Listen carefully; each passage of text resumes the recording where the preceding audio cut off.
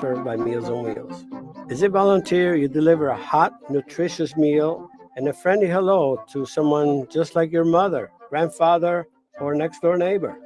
These seniors are inspiring people with incredible stories to share, and they love to see you. The smiles you get back are priceless. Delivering with Meals on Wheels is easy, and you don't have to drive like me for it to be quick. You can volunteer your lunch break once a week or just once a month. With 1 in 6 seniors facing hunger and many more living in isolation, your lunch break can make a real difference. So, America, let's do lunch. Volunteer your lunch break at americaletsdolunch.org. This message brought to you by Meals on Wheels America and the Ad Council. Okay, Simon, what are you wearing right now? Nothing. That's right. And what do people normally wear? Clothes. Exactly. So now Mommy's going to teach you how to dress yourself. Clothes keep us warm, they look good, and if we go out without them, the neighbors will talk. So it's important to know how to get dressed. Here's how it's done. Underwear always comes first, name tag at the back, then pants, then shirt. Get the first button in the right hole or you have to start all over. If you're wearing a tie, it goes over, round, through, and pull tight. Tuck your shirt into your pants and zip up your flap. Socks going first, then shoes right on right, left on left. With shoelaces, just take the ends, cross them over, switch the loops. The rabbit goes down the hole, pull tight, and you're left with bunny ears. I love bunnies. Good to know. Now remember, spots don't go with stripes, socks don't go with sandals, and if you've tucked in your shirt, wear a belt. Got it? Why are your pants on your head? Most parenting is hard to do in just 2 minutes. But spending just 2 minutes twice a day making sure they brush their teeth is easier and could help save them from a lifetime of tooth pain. For fun 2-minute videos to watch while brushing, visit 2min2x.org. That's 2min2x.org. A message from the Partnership for Healthy Mouths, Healthy Lives, and the Ad Council. So you see, son, good manners are very, very important. Someday, many years from now, when you're a grown-up, you'll be a man. And when you are, you should be a gentleman. Do you want me to go through it one more time? Yes. Yes, please. Yes, please. Exactly. Always say please, thank you, you're welcome, and excuse me. Sit up straight, hold doors open for ladies. If a door's shut, then knock first. Don't burp, don't swear, don't speak with your mouth full, don't reach across people's plates, keep your elbows off the table. What table? And don't interrupt. While we're at it, don't stare, don't use foul language, don't call people names, but do remember people's names. Always share your toys, play nice, and cover your mouth when you cough or sneeze. On the bus, give up your seat to anyone who has trouble standing bottom line. Treat others the way you'd like to be treated. Got it? Got it. And stop picking your nose. Most parenting is hard to do in just 2 minutes. But spending just 2 minutes twice a day making sure they brush their teeth is easier and could help save them from a lifetime of tooth pain. For fun 2-minute videos to watch while brushing, visit 2min2x.org. That's 2min2x.org. A message from the Partnership for Healthy Mouths, Healthy Lives, and the Ad Council. Hey, there he is. How's it going? I'm having a stroke. Are you going to shake my hand or what? I'm having a stroke. Wow, you're not even moving your arm. I'm having a stroke. Are you okay? I'm having a stroke. Your face looks weird too. I'm having a stroke. Are you having a seizure or something? I'm having a stroke. When someone is having a stroke, they may not be able to say it with words, but their body language will tell you loud and clear. I'm having a stroke. You just need to know the sudden signs. Look for FAST, F-A-S-T. F, face drooping. A, arm weakness. Or S, speech difficulty. Then T, time. Time to call 911 immediately, because the sooner they get to the hospital, the sooner they'll get treatment. And that can make a remarkable difference in their recovery. Know the sudden signs. Face, arm, speech, time. Spot a stroke fast. Visit strokeassociation.org. Brought to you by the American Stroke Association and the Ad Council. The average time a resume spends on an HR manager's desk is 7 seconds, and most of them are tossed aside. Now imagine if one of those resumes belonged to Yasmin, who was living in a shelter, juggling 3 jobs. I had to be resilient. That's something that you can't teach. Or if that resume was from someone who worked 12-hour shifts at the recycling company with my dad, who's 72. That taught me a work ethic that I carry with me every day. We rely so much on a resume, yet it could never tell the full story of someone. Growing up where I did, a lot of things could have gotten in the way of my goals, but I learned to push through, and that's what I bring to work every day. So maybe it's time we look beyond the resume and look to Grads of Life. Discover new ways to develop great talent that are so much more than what's on paper at gradsoflife.org. A public service announcement brought to you by Grads of Life and the Ad Council.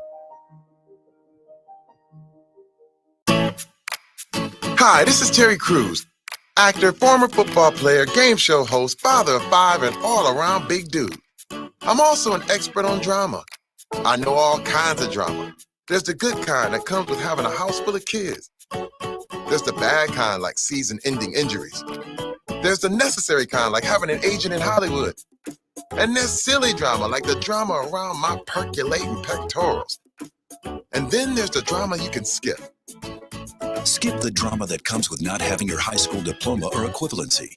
Find free adult education classes near you and finish your high school diploma. Visit finishyourdiploma.org. Or text diploma to 97779. Message and data rates may apply. Reply stop to opt out. That's diploma to 97779. And leave the drama to actors like me. Brought to you by the Dollar General Literacy Foundation and the Ad Council.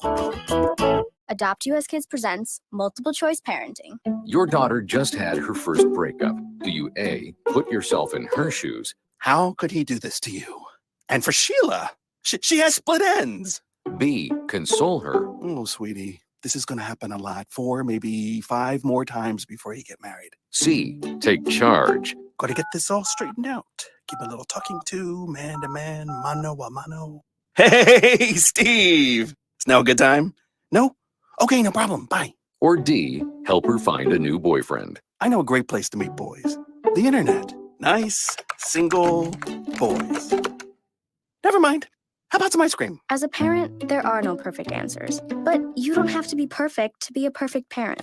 Thousands of teens in foster care will love you just the same. For more information on how you can adopt, visit adoptuskids.org. A public service announcement from the U.S. Department of Health and Human Services, Adopt U.S. Kids, and the Ad Council. It's the Worldwide Sports Radio Network. What are you talking about? No, it's not him. There is only one more. There is only one more. That's it. One more. Get rest! No! They saw your team put up zero effort. Wake up! Remember in the old days, they used to have oxygen for them. Where's the oxygen? Play like absolute just garbage. This is the Sports Loudmouth. Yay! Man, can you keep it down? I'm trying to introduce here. With Errol Marks and Speedy Petey. You're not even a has-been. You're a never was. You're a never was. It is the first show, December 6th. We're a couple of weeks away from Christmas, then New Year's. December 6th, ladies and gentlemen, you are listening to the Sports Loudmouth. I'm your host, Errol Marks, my co-host, Speedy Petey. Go to our website at www.worldwidesportsradio.com. Check out all our shows throughout the week, including the Loudmouth with me and Speedy Petey every single Wednesdays and Thursdays at 7 p.m. All you have to do to check out our local listings of all our shows, go to www.worldwidesportsradio.com. And by the way, if anybody wants to call the show tonight, as we all know, most of you guys probably do, all you have to do to dial our number is 631-672-3108. Speeder, what's up? In addition to it being the first show of December, and it's also the first snow we've seen of December. Well, I wouldn't call it snow. I would call it flurries. It was flurries. They were coming in pretty fast. I mean, were they? I saw them in the afternoon. Yeah, they were coming in pretty fast. What were you doing outside? You don't drive. I was walking the dog. You're walking the dog, and then you just saw a flurry, and you're like, oh, my God, it looks like a flurry. He went running in. Well, it looked like a flurry coming out of my dog's ass. He went running in. No, not my dog. You just said you dog, not that dog. I'm sorry. Hey, listen, if you saw a flurry, it might have came out of somewhere, you know? No. It wasn't coming out of the sky. All right, you go ask that to a meteorologist. Well, I don't know if he was looking at your dog's ass when the snow was Nobody was looking at my dog's ass. And it's not my dog, it's my grandmother's dog. I mean, were you picking up whatever he was dropping? No. So you just left it? Yeah. That's illegal. That's not not allowed. Place. Where were you? What are you talking about? So you're telling me you were walking your dog and you let your dog just drop whatever he wants to drop and you wouldn't pick it up? It's not a public place. Well, you have to carry around a bag. It's not a public place. I mean, come on. If I had Tommy actually speaking into a mic right now, he'd probably tell you the same thing I'm telling you. It's illegal to do that. You can't be doing that. Here in Long Island, there is some kind of laws to it. You cannot let your dog drop a deuce on somebody else's lawn. It's not somebody else's lawn. Well, whose lawn? It's my grandmother's house. So you just walked them on your lawn and say, okay, dog, take a crap? in their yard. Yes, I make sure he doesn't go in everyone else's yard. Well, I mean, most people take him a stroll around the building or a stroll around the houses, or up the block or whatever you want to do. You know how much I have to do for this. You don't think I have time to do that?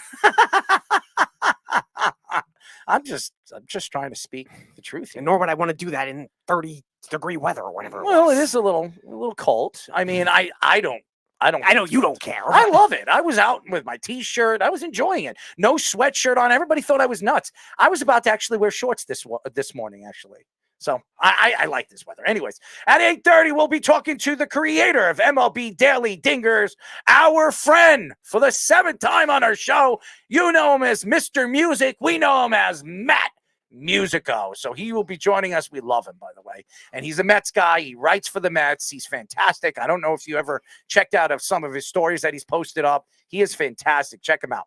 At 9 o'clock, we will be talking to former Yankees, Tigers, Royals, and Guardians, Mr. Joba, a.k.a. Big Daddy Chamberlain. He will be joining us on our show. I'm very excited to have him on. Joba was one of my favorites growing up, especially in the early 2000s. He was fantastic. The Yankees really ruined this kid. They absolutely ruined this kid. This kid should have been in the bullpen. He should have been the Yankees closer right after Mariano Rivera. This guy could have been as dominant, but the Yankees ruined him. They put him in the starting rotation, and there she blew. Okay, and then he ended up on the Royals just to beat the Mets in the World Series. That's right, and he won a World Series. Yeah, thank you. No, he could show off that ring tonight. It won't be a Yankee ring. But, hey, you know what? You have to win some way or another. Didn't he win with the Yankees? Yeah, 09. Yes, that's right. So he has 2 rings. He actually his last 2 years, the Royals and then 2016 with the Guardians when they made it to the World Series and they should have won. He would have won 3 with 3 different teams. Yeah. What are the chances for Joba? But he wasn't a big part of the 2009 championship. But hey, Joba Chamberlain got himself a ring, and so we will have Joba on a little bit later in the show. Zach Wilson was reportedly reluctant to return as the New York Jets starting quarterback. Aaron Rodgers calls those reporters absolutely ridiculous. Oh, this is going to be fun. Oh, my God, I'm going to love this. The Yankees acquired today Juan Soto and outfielder Trent Grissom from the Padres for 5 players, including Michael King. Do I like this trade? The only way I like this trade is if the Yankees keep Joba. I mean, keep Joba. Keep Bring back Joba. The only way I like this trade is if the Yankees they're going to be able to keep Juan Soto. That's the only way this is going to work for the Yankees. We will get into that. Reports say that Shohei Ohtani sweepstake is down to Dodgers, Cubs, Blue Jays, and Angels. Let's cut it out right now. It's not going to be the Angels. It's not going to be the Blue Jays. It's going to be 2 teams. It's either the Dodgers or the Cubs. Let's get on with it. Let's figure this out. How about let's Shohei Ohtani actually announce it, which, by the way, I read something that by the end of this week or possibly early next week, we will know where Shohei Ohtani is going. Michigan, Washington, Texas, and Alabama make the college football playoff. I absolutely was stunned after watching that Florida State game on Saturday. I'm a Florida State fan. They were absolutely robbed. 13-0. They had one of the hardest schedules in the country.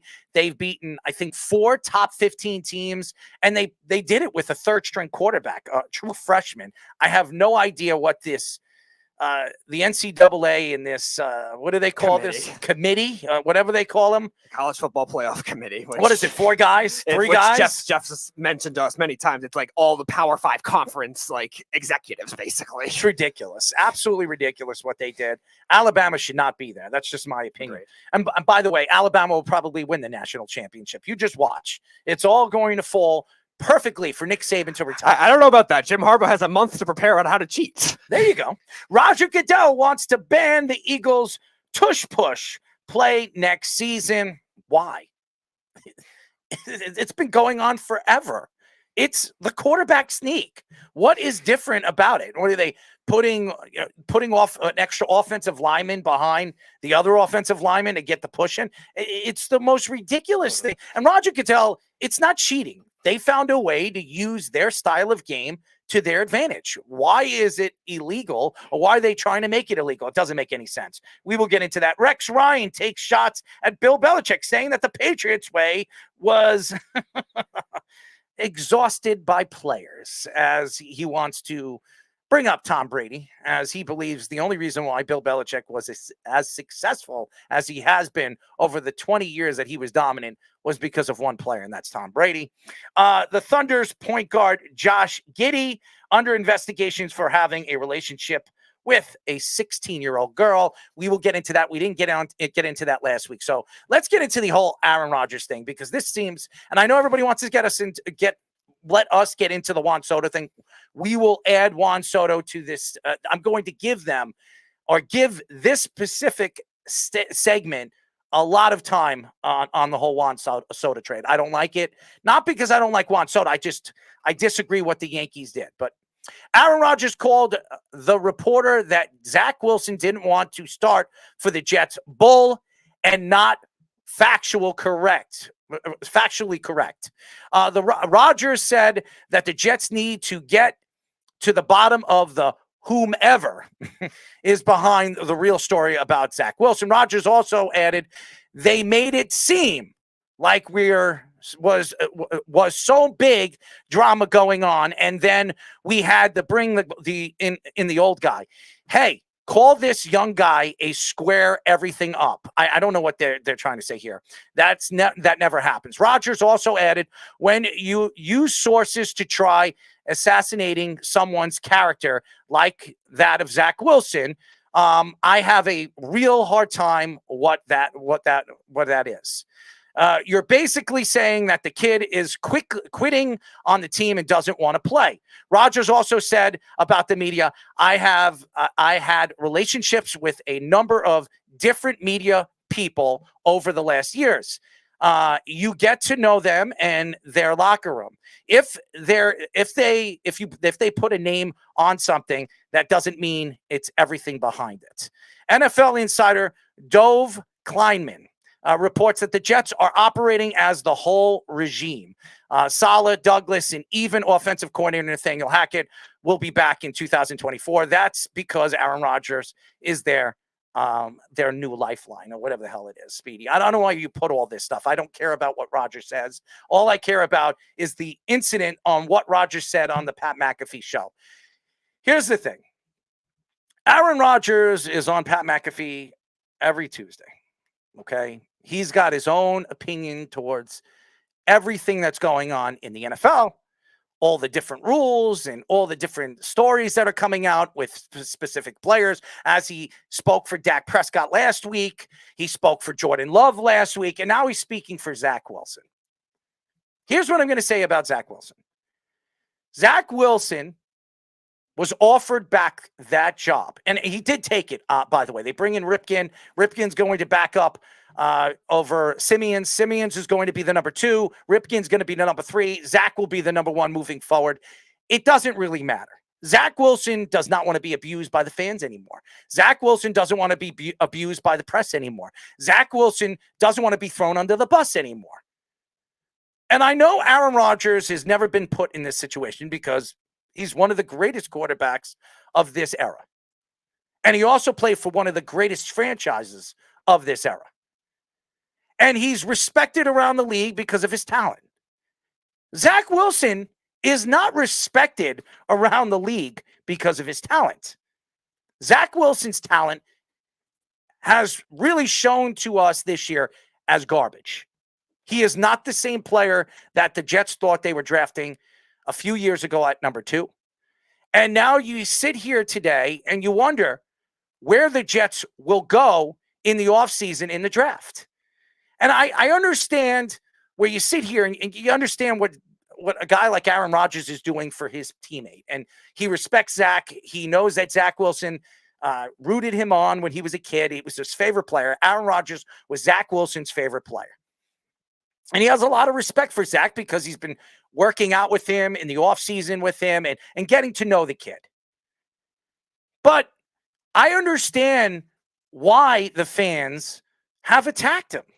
I was one of those fans for the last couple of years sticking up for him, really backing him up with everything with all the storylines behind the whole Zach Wilson saga over the offseason and why the Jets didn't decide to trade him or let him go in the offseason when they brought Aaron Rodgers in, because they thought, hey, if Aaron stays here for 2 or 3 years and Zach sits behind Aaron Rodgers, maybe he develops into a fairly decent quarterback. Nobody would have expected Aaron Rodgers falling after 4 plays and ending his season. And nobody believes that Aaron Rodgers now, where the Jets have a 0.2% to make the playoffs, that he is going to come back and be Mr. Savior, Mr. Superman. That would be a very stupid move for the New York Jets. That would be a very stupid move for Aaron Rodgers. But when you're on the Pat McAfee show, and I respect Aaron for this, Aaron speaks up and he sticks up for his players. He thinks that the team has played really, really hard and that he believes that the fans and some of the people that work for the organization should keep their mouths shut, that it should be in-house. But again, Aaron played in Green Bay. Okay, this isn't New York. I mean, that wasn't in New York. You're in New York. The press is all over the place. They're hiding in your lockers, okay? They're everywhere. If you're taking a shower, I wouldn't be surprised if somebody has a mic sitting up there by your faucet waiting for you to say something in the shower that would cost you or ring something up in the newspapers. I will say this. Aaron has been a very good teammate this year for a lot of these young players. He's helped Sauce Gardner develop into a more likable person, not only on social media, but in person. When Sauce came into the league last year, everybody looked at him. He's fun, he's energetic, but there were a lot of questions in the offseason after the Jets season that he was being a little bit more dull on social media. He was taking things off of Twitter. He was posting things and taking it off.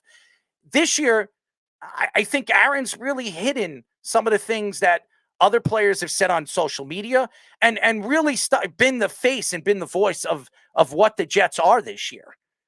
And he blames himself, and I respect Aaron for that. He comes out there, he speaks that if he didn't get hurt this year, maybe the Jets would be in a better position. Maybe the Jets would be in a playoff contention. Maybe the Jets wouldn't have lost yet this year. Who knows?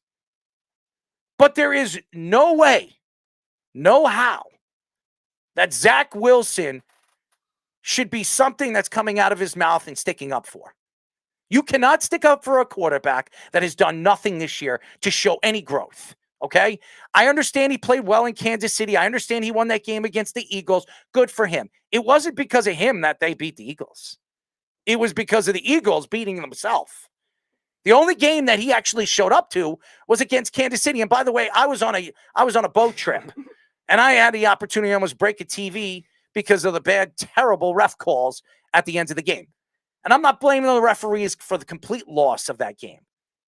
But what I will say with Zach Wilson is Aaron has to step away from Zach Wilson. Stop protecting the kid. I understand that you're like his father, a.k.a. Big Brother, okay? But there's no excuses for a quarterback to be asked to step in as the starting quarterback. You're an NFL quarterback. You're making what? $12 million a year as a rookie. You're getting paid for it. Nobody should deny not taking that quarterback one job when it's offered back to you. And again, you also look at Zach Wilson's, he's had his issues, no doubt, with his mental state, his coachability, accountability, taking responsibility, stuff like that. I have a hard time believing that he would be so immature enough to not want to take a starting quarterback job. And I think that's what Aaron Rodgers is trying to get at there. But yeah, you're right. I don't know why Aaron Rodgers, it's any of his business. When he has to try to recover, he's trying to practice. I agree with you. There's no reason the Jets should bring him back this season at all. And it doesn't seem like they're going to now, finally. But it took about 3 weeks for the Jets to be able to figure that out. And that's why everyone else has gotten all the criticism too. Robert Saleh, Nathaniel Hackett, etc. That has gotten all these criticism from that. But you wonder with Aaron Rodgers especially, and also the Jets in general, those are two things that the national media definitely does love to attack for whatever reason. And obviously the Jets, they've had a laughingstock of a franchise, and maybe there are reasons to justify that. But Aaron Rodgers, with everything he says, with all his relationship stuff, you can understand that kind of thing to happen. So I think maybe that's where he was getting at with the angle of, all right, these reporters are just going to attack everything we do. But yeah, to bring up Zach Wilson is definitely kind of weird, where he should be focusing on himself. Well, and also if you sit back and you wonder where the Jets are at as an organization and as a team this year, they have fallen backwards. Everybody thought they were moving forwards. And with some of the acquisitions that they made in the offseason, you bring in another good running back. Everybody thought that was going to give them that 1-2 punch that they needed. It hasn't worked out. Breece Hall hasn't been really touching the ball as much as we expected him to touch the ball this year with Nathaniel Hackett's offense. And there's a lot of questions with this offense. I don't know if this offense really clicks. You look at Garrett Wilson, he's being double teamed. They don't have a number 2. They don't even have a number 3 right now. When you're bringing in Gibson as your number 3, your slot player, and he's not seeing the ball, he's not catching the ball enough. So it's either Garrett Wilson or bust. And then they use the tight ends. We thought they were going to use Ruckert this year. Ruckert hasn't really played enough this year on that offense. He's been more of a blocking tight end, which makes no sense because he really looked really good in the preseason. And then you have Conklin and Asuma, who, by the way, Asuma is just a waste of space. They should not be paying him. I think he's now on IR, I believe. Yeah, but it doesn't matter. Yeah. They should not be paying him the money that they're paying him. He's making what, $9 million, $8 million a year. He should not be on this roster. And Conklin, he hasn't seen a ball enough this year when he's on the field. So I don't understand how this offense is being run. And all I know is when you see Zach Wilson drop back 38, 40 times, it doesn't make sense. John Termina, a very good comment. I can see how Wilson feels annoyed, but for him to say that no is crazy. What leverage does he have? Absolutely none. You have to play. If I was him, I would want to see another opportunity as the NFL quarterback, because what's his future in the NFL? And that's a good point, John. I think when you look at his maturity level still not being great, I don't think it would stoop so low just to do that. But there's also no reason for Aaron Rodgers to have to publicize it and make the organization look bad and make all these other people look bad. You're right. This is something that should be kept in-house. And the relationship with Zach Wilson and Aaron Rodgers obviously seems to be good, which is a good thing for his growth in terms of a human being. But as a quarterback, yeah, he has no leverage. If you're a Jet fan, you're not going to be happy to see Zach Wilson on the field on Sunday, because all you're going to see is a kid making mistakes and not finding a way out of them when he makes them. He keeps making the same old mistake every single time he steps on the field. There is no corrections to his mistakes. And the kid doesn't see the field like you would expect a starting quarterback that's been in the league for over 3 years to figure it out. And you sit here, and I understand, again, going back to Aaron Rodgers, he doesn't understand why the Jets are letting out stories like this out of the locker room, wherever it's coming from. And I understand that the Jets should get to the bottom of where these stories are coming from. But how about the players? It could be maybe one of the players that you like, or maybe one of the players that you wouldn't think that would come out with a story like this and feed it to the press. So it might be somebody in the locker room that's speaking up and saying the things that they're saying about a guy like Zach Wilson. By the way, Zach Wilson didn't gain any friends from last year after not taking responsibility after losing against New England in the second game of the season against the New England Patriots. So you look at Zach Wilson, he's not liked by his teammates. We all know that. He's not liked by the fans. He's not liked by the press. So why would Zach want to step on the field as the starting quarterback for the New York Jets? Yeah, you even saw last year, the end of the season when Mike White was starting a quarterback, they made shirts for him. You never saw that kind of thing with Aaron Rodgers, Joe Flacco, or with Zach Wilson. Aaron Rodgers, obviously, they were celebrating the entire offseason. All the Jets players were tweeting, waiting for that kind of thing to happen, because they knew that Zach Wilson wasn't the guy. And like John was saying, he doesn't really have any leverage to make this complicated. And it really makes the Jets organization look like a question mark too, because we've seen other well-run organizations have bad years and not have this kind of drama surrounding them too. Even the Giants, they had an issue with Daniel Jones, they had an issue with Saquon Barkley. Fine, you want to say that, but the Giants haven't had this kind of level of drama really since Jones got hurt and Tommy DeVito's taken over a quarterback. The Jets, they're still having it, and that's a huge problem moving forward when your quarterback doesn't want to even be the starting quarterback of your team and your organization. So what did the Jets do this week? They bring in Ripken, and Ripken is a fairly good backup. He's not going to start. It's going to be either Trevor Siemians or Zach Wilson. They're going to give the reins to Zach Wilson because this might be his last chance as the starting quarterback for the New York Jets.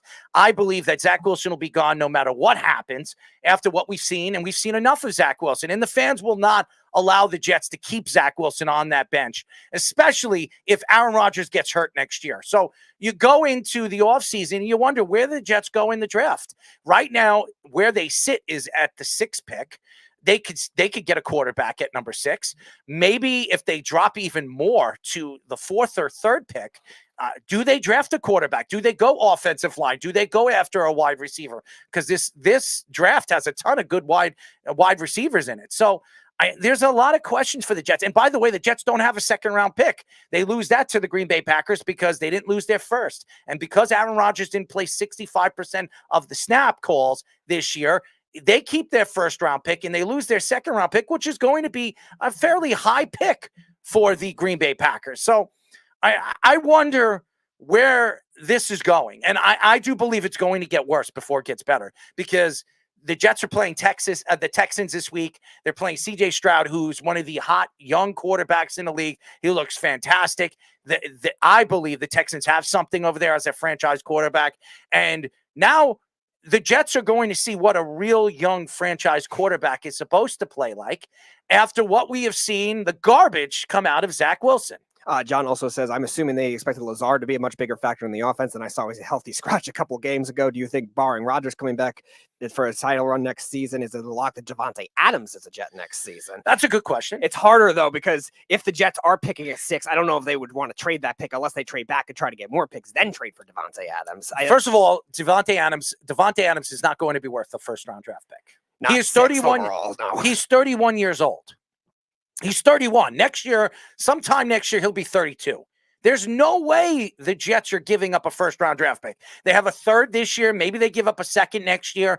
I think he's worth probably a 2nd and a 3rd. He's not worth a 1st-round draft pick. And you sit here and you wonder, are the Jets willing to give up a top 1st-round draft pick for Davante Adams? They would be foolish to do that. You have to take over a contract. Maybe Davante Adams takes a pay cut like Aaron Rodgers did because he wants to play with Aaron Rodgers.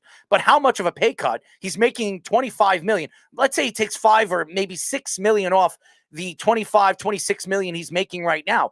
It's still a lot for the New York Jets because you have to pay Aaron Rodgers $55 million next year, even if he tries to cut that obviously the money that he's going to make next year. So there's so many questions where the Jets are going to go in the offseason. They could get rid of Laken Tomlinson. They could get rid of other players that are still on this team, Whitehead, so there are other players that they can move around where they can open up cap room. And we came to that thought a couple of weeks ago when we were averaging out what the Jets can knock off on their cap, where if they knock it off with an addition, I think of $14 million or $15 million that every team is going to get addition in the offseason from the Amazon contract, the Jets could have up to $55-60 million if they drop some players. So could the Jets get Davante Adams? Could they add some big pieces in the offseason if they drop a certain amount of players? Absolutely. Is it going to be enough when you look at the position that the Jets are going to be in the offseason, when you have to pay Aaron Rodgers? I don't know. Yeah, and again, you also have to pay Garrett Wilson down the road, too, Sauce Gardner. These are also going to be guys that are premium positions to make it work. Now, for next year, I think financially they definitely could make it work. It's just a matter of, are the Raiders going to want to take on either next year's, like the next year's draft picks, or the Jets are not going to trade the 6th overall pick if they have the 6th overall pick. You might as well go draft a young wide receiver and have him groom there, or you could draft something else, an offensive lineman, or they could even draft a quarterback, too, which we were talking about off air before that, too. By the way, we have Jeff on the phone. All right, Jeff, what's up? Errol, how are you? I'm good, man. Awesome. I love the Soto news. Congratulations. We will get into that a little bit later. Yes. But I wanted to talk some Jets football. I'm loving the Jets football. I'm sure you are. I honest question here. Do you think this season is Aaron Rodgers' fault? No. Well, let's look at it here for a minute.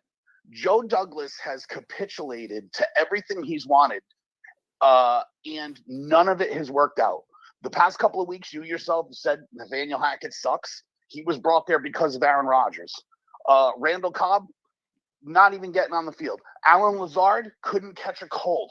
All these guys, they jettisoned off Joe Flacco, who's a competent backup quarterback. I'm not saying that he should be the starter or whatever, but Joe Flacco just came in, got up off his sofa, walked out onto the street, and went to Cleveland and is winning football games, right? Like, you wouldn't have the Zach Wilson, Tim Ball. Did they lose? I thought they lost to the Rams, yeah. Still played good. I know he's throwing touchdowns. Yes, he did. Right. So, like, you wouldn't have these problems, and so they bring in Tim Boyle, they bring in all Aaron Rodgers guys. I think it's to the detriment of the long-term success of this team. Like, they should have done what they wanted to do and had Aaron Rodgers fit into their team rather than saying, forget the New York Jets, it's now the New York Aaron Rodgers. I understand what you're saying, Jeff, and everybody knows when Aaron Rodgers was traded to the Jets and he went up there and he was Woody Johnson and he said that isn't the owner supposed to be up here shaking my hand, and he obviously has that personality that drives people to him. And I understand what you're saying, that Aaron Rodgers, even game number 1 on Thursday Night Football, running out with the American flag, and everybody was thinking that he was Captain America, and he came on the field and the national anthem had everybody rocking and the lights and everything. And then he falls apart after 4 plays and he's out for the season. Literally, he fell apart. Yes. Literally. So, and I understand that. But what makes Aaron Rodgers special is the fact that Aaron Rodgers can make everybody around him better. Now, when he's not on the field, he doesn't make everybody around him better. But when he's on the field, he has made a lot of, I would say, non-efficient wide receivers a lot better than they are. AKA Alan Lazard. Alan Lazard is not a good wide receiver. We all know that. Every single Jet fan should understand that Alan Lazard, the only reason why he got that contract, that $13 million a year from the New York Jets, was because Aaron Rodgers, that was a way to drive Aaron Rodgers to want to come here. So we all know that. Alan Lazard is so bad, and we've seen enough of Alan Lazard this year, that would sell you to understand that the Jets need to do something in the offseason to either, one, cut the contract and talk to Allen to take less, or you can't trade him, drop him, and then take the dead space and move on from him. He's not good. He's not going to make this team any better. And again, why is Randall Cobb on this team? Now, obviously, it's Aaron Rodgers' guy. And I understand what the Jets are trying to do. They're trying to make Aaron Rodgers happy. But if Aaron Rodgers is not on the field, you can see what the talent is when it comes to these players. Randall Cobb is a shell of himself. Alan Lazard is not good. Every single player that they brought on this team from that old Packers team, including Tim Boyle. What the hell was Tim Boyle on this team for? And then finally decided to drop him. I mean, it's horrible football. It's horrible. But everything, it feels like Joe Douglas made a deal with the devil, because everything Aaron Rodgers wanted, it seems that he got, except for maybe David Bakhtiari, but he got hurt again. Did he want Alan Lazard? Did he want Alan Lazard? I don't know if he did. Aaron Lazard, right, but the problem is he definitely wanted Randall Cobb, and if he wanted Cobb, he wanted Lazard. Well, Randall Cobb is strictly playing. Really, he's not even on the field for snaps. He's really just there to coach the young players. That's what he's there for. That's why Aaron wanted him there. Right, but the problem with having him there to coach young players is he's taking up a roster spot that a young player does it could really have. Matter right now? I mean, seriously. Yes, I think it does matter right now, because when you look at it, right, when Aaron Rodgers is done, what do you have left? If you had just like Gibson, I think Gibson's a pretty good young wide receiver. He's doing pretty well, catching some balls, making some plays from time to time. If you had more guys like that on the team, at least when Aaron Rodgers leaves, you still have a semblance of a team. Now, when Aaron Rodgers leaves, whether that be after next year, because I'm assuming he's coming back and playing next year. He has 2 years left on that contract. Obviously, he has a player option. So, yeah, assuming he stays healthy and doesn't have another devastating injury like he just had, because that could be the end of his career too, sadly. When he leaves, all these other guys will leave. And then what do you have? You have to start all over again on offense? That seems wildly crazy. Well, right now, the Jets are sitting at 6. If the Jets obviously drop into form in the top 5, they have to look at a quarterback. They have to. I know they've made mistakes over the last couple of years when it comes to drafting. They shouldn't look any further than an offensive lineman. But I disagree. Because right now, where the offensive line is, Elijah Vera Tucker comes back next year. Tippmann looks like he's a good player. But I love you. You've done this every year now for 4 years. Yep. Oh, when this guy comes up, when Mekhi Becton stops eating and being a fat pig, he's going to be great again. It's not working. It's not just obviously Mekhi Becton hasn't worked coming back from that second knee injury, and he'll get a job probably as a guard somewhere else in the NFL. You got to stop going. Offensive line is what they need. Keep the quarterback from running for his life because Aaron Rodgers next year is going to be a little less mobile than normal. All right, so you draft an offensive lineman, and then you win, let's say, 10, 11 games next year. We're just guessing here. You bring in Devontae Adams, somehow it works out. They get Devontae Adams. That happened, by the way. I told you that. I know. So let's say Devontae Adams comes in. You have Aaron Rodgers. You have the offensive lineman. You have a great season. You win 11 or 12 games next year. You get into the playoffs. Aaron Rodgers plays another year, gets hurt. His career is over. Where do you go at quarterback? That means you're going to have to wait maybe 2 years to get a top-end quarterback in the draft, and you got to start all over. And then half these guys that you extended, Elijah Vera Tucker, all these contracts, what are you going to do with that? Now you're set back. But you already knew that the quarterback was inevitable. By capitulating to Rodgers and getting every old wide receiver in the league, you're also going to have to rebuild there as well.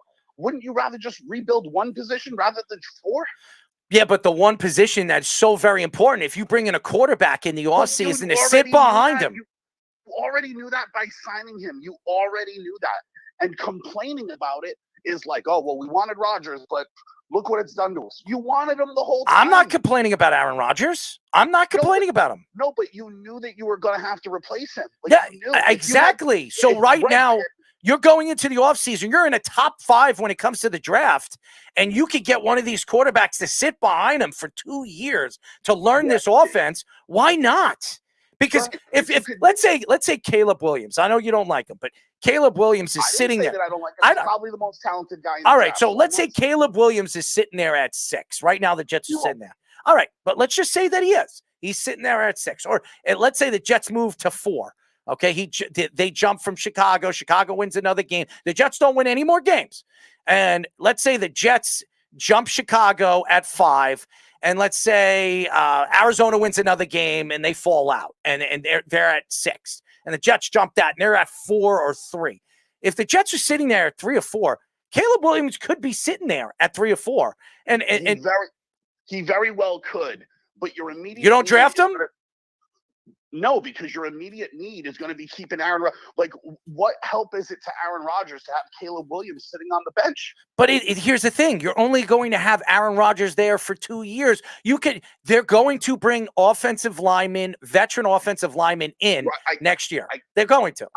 I get it, but and I know that you're not going to like the strategy because you're just hung up on that scenario. But the better strategy would be to keep Aaron Rodgers upright, wait until the 3rd round until Bo Nix is hanging around, and I'm just using that one name. It could be any other guys.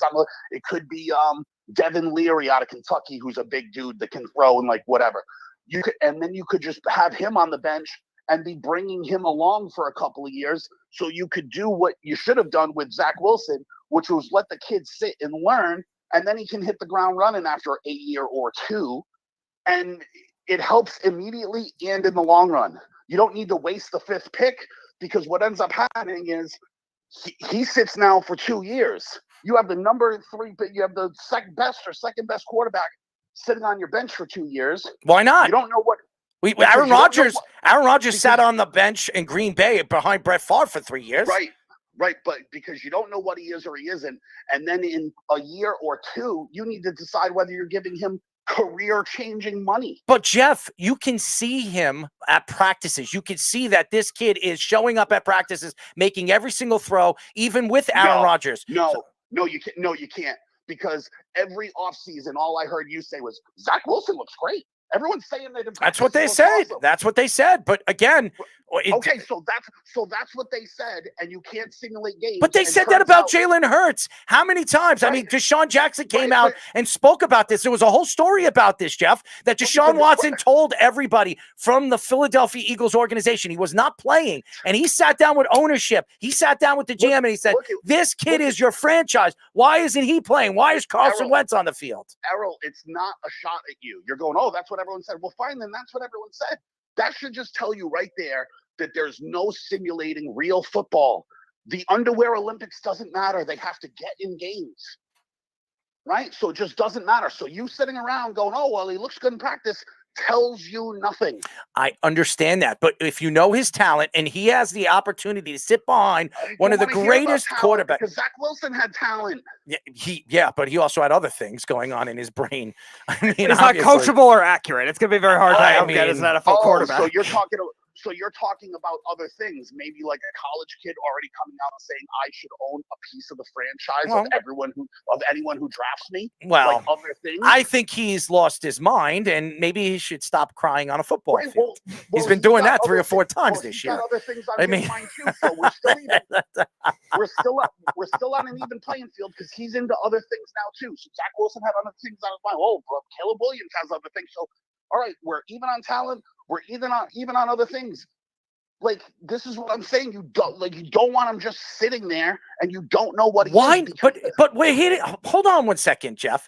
If you know he's talented, you know what he's done in college, and I know what you're going to say, Zach Wilson, we knew what he was doing. This guy won a Heisman. Zach Wilson never won a Heisman. This guy won a Heisman. He's played in an NFL offensive style of game. He did. I want to call timeout on the Heisman nonsense. Okay, let's see. Yes, he won a Heisman. Mm-hmm. That's great. Who hasn't won a Heisman under Lincoln Riley? And are they really any good? How's Baker Mayfield doing? Baker Mayfield's still starting in the NFL. He's been in the league for a while. He's been starting. Right. And if you had Baker Mayfield on your team, you'd be so utterly disappointed. I would be a lot happier than Zach Wilson on my team. I mean, Jets might be 500 with Baker Mayfield. Right, but that offense is designed to win Heisman's because it's just about stats. They're not pumping out really great players. What are you talking about? They've pumped out a lot of good players. How about the wide receiver that was just drafted this past year? He's pretty damn good from Florida State. Mims? I mean, from USC. Addison. Yeah, Addison. Well, first of all, Addison, that is not a USC guy. He was Pitt. Yeah, he was Pitt first. It doesn't matter. He played in Lincoln Riley's offense, did he not? And he was better at Pitt. I don't know about that. Yes, he was. But again, I don't know about that. They still could count for USC helping him know the Here's the thing, and I understand. We could go back and forth about what Lincoln Riley has done and what players came from his, obviously his style of offense. We do know that this kid is a good quarterback. And if you go to Lincoln Riley and see all the quarterbacks that came from his offense, they've been successful in the NFL. They have been. So, I mean, one. Kyler Murray is successful. Okay, stop. Kyler Murray is successful. Not really throwing underhanded interceptions in the Come end zone. on, Jeff. The guy is successful. He is a good quarterback. Arizona is starting to win. Actually, in games now. They're in games now. So Lincoln Riley has only had two good quarters. So Baker Mayfield and then Jalen Hurts. Oh, so now he is. I never said that. I never said that he wasn't just Alabama. No, that was Mark. That wasn't me. Well, I just want to bring that up. All right, I never said that. Alabama guy. No, he's not. Oklahoma quarterback Jalen Hurts. Okay, he did come from Lincoln Riley's offense. See, Speedy caught on to what I was doing. Yes, but it wasn't him. It was Mark. It wasn't me that said it. It wasn't me that said it. I'm just speaking the truth here. So you have 3 quality quarterbacks that came from Lincoln. And how many coaches that we have seen over the last 25 years that you could say 3 starting quality quarterbacks came from his offense? How many? Yeah, I mean, be honest though. Baker Mayfield's pretty underwhelming in the NFL. Yeah, he was a number one. He was a number 1 overall draft pick, and he can barely get a starting. Well, job. that's because the Browns drafted him. I mean, the Browns have drafted a lot of stupid people, and then they had Freddie Kitchens to be their head coach. That didn't work either. Right, it didn't make sense. I've always maintained that most of where a player lands in the draft will determine their success. Yeah, you're right. You're right. But that's the thing. They don't thrive in the NFL. Jalen Hurts is thriving not because of his passing. He's really thriving because of his running. Like he's just a terrific runner. He's been, that tush push, the brotherly shove you've been talking about. Like we're gonna get into that. Oh yeah, we're gonna get into that. Yeah. Right, but it's not. He's not pumping out great quarterbacks. He's just not. And to be honest, this one could be the biggest flop yet because he's had the most hype, and I don't really know about. He's special. Oh, I threw an interception, so I'm going to run in the stands and hug my mommy. Jeff, thank you for calling. Tell me I'm wrong. Thank you for calling, Jeff. All right, go Jets. The only time you ever hear Jeff say "Go Jets." Jeff from Tampa. He made some quality points. I'm not going to lie to him, but to say that Lincoln Riley has not coached some good quarterbacks, that's crazy. I mean, Jalen Hurts is successful. Kyler Murray is successful. I mean, obviously, I wouldn't say Baker Mayfield's successful, but he's been a quality NFL quarterback. He's been in the NFL for how many years? This is 6 years? 6 years, and he's still starting in the NFL. So I wouldn't say he's great, but he's quality. So he's had 3 quarterbacks come from his offense that have been successful. And Caleb Williams could be another one. That could be a 4th. How many coaches? I want to ask everybody, and we could do this as a survey, or we could do this as a poll on our Twitter account. How many coaches, how many college coaches have found at least 3 or more starting quarterbacks, successful starting quarterbacks in the NFL in the last 25 years? How many? Because I will tell you this, I can't name them. I really can't. It's not Nick Saban. Nope. I mean, he hasn't had. Tua might be the most quality quarterback that he's had. Yep. Mac Jones is a failure. You go up and down that roster and all the quarterbacks that came out from there. LSU, what would you say? Yeah, Joe Burrow? You get Burrow, and that's because they were always a running back school, not a quarterback. That's what I'm saying. If you go up and down some of these SEC schools, how about Georgia? Now, Georgia, obviously different coaches. Stafford, I mean, they had some quarterbacks come from that college. And again, I look at where college coaches and Jim Harbaugh. Jim Harbaugh was a coaching quarterback guru. How many quarterbacks came from him? Andrew Luck? Yeah. That's it. So we'll see what this kid McCarthy is going to be in the NFL. So I don't know, but I will say this: Lincoln Riley, for the style of offense that he pitches to his quarterbacks, they have been fairly successful in the NFL. Yes Network's Jack Curry reports that the Yankees have acquired Juan Soto and outfielder Trent Grisham from the Padres. The Yankees will send pitcher Michael King, catcher Kyle Higashioka. I always, how do you pronounce it? Higashioka. And pitching prospect Drew Thorpe, Randy Vasquez, and Johnny Brito to the Padres. Reports say that Hal Steinbrenner is willing to exceed $300 million in payroll to pay Soto and also sign Yamamoto as well. Soto mentioned last week he is likely going to enter free agency no matter where he is traded to and seek a contract close to $500 million. Soto has 3 All-Star appearances, 4 Silver Sluggers, and a World Series MVP in his career. Soto has a .284 career batting average, a .421 on base percentage, a .946 OPS, 160 home runs, and 483 RBIs. Last season, Soto had a .275 batting average, a .410 on base percentage, a .930 OPS, a 109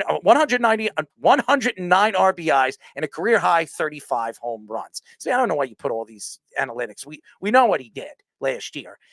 Here's the thing. The Yankees get Juan Soto. They bring in 2 left-handed bats. Verdugo, I think, was a good move by the New York Yankees, and a lot of people believed that Verdugo was going to be a part of this trade. That's why they made that trade with Boston. And listen, Boston got 3, I think it was 2 prospects with a 3rd addition. I think an Class A, Class A pitcher. So we'll see what those guys turn out to be. What I've read is none of those guys are anything that anybody has spoken about over the Yankees farm system. So I don't think they're going to be quality players, but anything could happen. Some of them turn into good relief pitchers. We'll see how they turn out to be. Verdugo is a good player. Okay. He's a career 280 hitter. The Yankees need, obviously, guys that can put the bat on the ball. This has been a problem for the Yankees. They don't hit for average. The Yankees were one of the worst in the league last year. So adding Alex Verdugo for 1 year, he is a free agent after this year. It gives the Yankees depth, especially left-handed power and left-handed hitting in the outfield, something they've been craving for years. So they already have a right fielder. They can move, obviously, Aaron Judge to center field. He has played center field because of injury 2 years ago, and he played very well. And he could have won a Gold Glove a couple of years ago at center field. So I understand why they brought Verdugo in.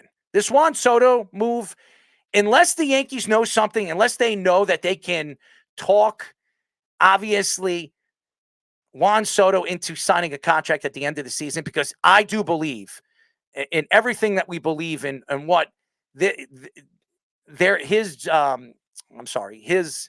guy believes that he could make. And you know who I'm talking Mr. about. Boris. Mr. Boris believes, his agent believes that he could receive in the offseason for the type of player that he is. Left-handed power, he hits for average, hits for everything, and he can hit triples, doubles, and he's a good defender too. The type of player that he is going to, and at the age that he's going to be next year, at 26 years old, he is going to be worth a lot of money. And you hear what Hal Steinbrenner said. He came out and said that he is willing to pay over $300 million for Soto and pay Yamamoto for a long-term deal. The only reason why Hal Steinbrenner is willing to spend money this offseason because of the season that the Yankees had this year. With all the craziness in the offseason, Brian Cashman speaking out and lashing out to Giancarlo Stanton and other players on this roster, obviously Hal Steinbrenner is sick and tired of sitting back and relaxing when the Yankees are not an organization for over the years like his father, the real George Steinbrenner, the real guy running this at the time, running this organization and bringing in players that nobody wanted to spend the money for. Now you have a guy like Hal maybe sitting here and realizing that if he doesn't spend any money this offseason with the farm system in the position that they brought their two best young sluggers in Volpe and Dominguez up. Dominguez is out for the rest of the season probably. He won't be back until probably August or July. So he has to make a splash. And you look at all these other teams with the Mets, I heard Steve Cohen fly over there to Japan to sit down with Yamamoto and his family. You know that everybody is going to make a run for Yamamoto because of the type of pitcher that he is and everything that Shohei Ohtani has turned out to be as a player in the major leagues, as one of the best players in the league, if not the best. They think that they're getting a special player in Yamamoto.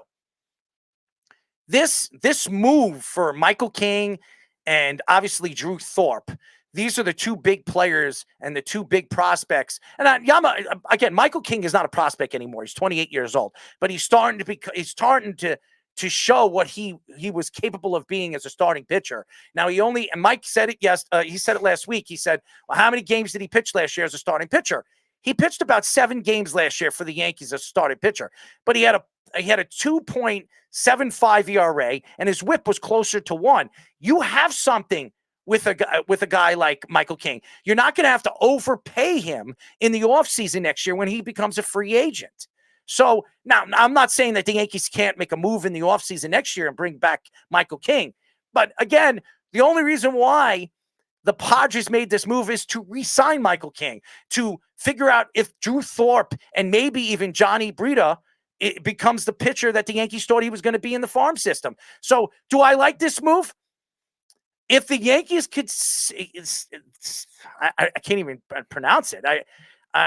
If the Yankees could find a way to re-sign Juan Soto in the offseason, it's a great deal for the Yankees.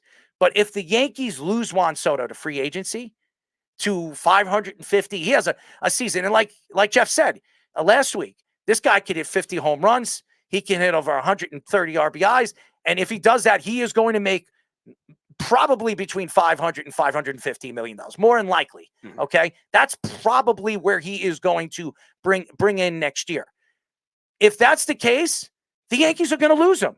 And that to me means that losing Michael King, losing Drew Thorpe, losing Johnny Brito. Now, Michael King could tear his shoulder and might not be the pitcher that the Yankees thought he was going to be because he did tear his UCL a couple of years ago. And Drew Thorpe could be a complete bust.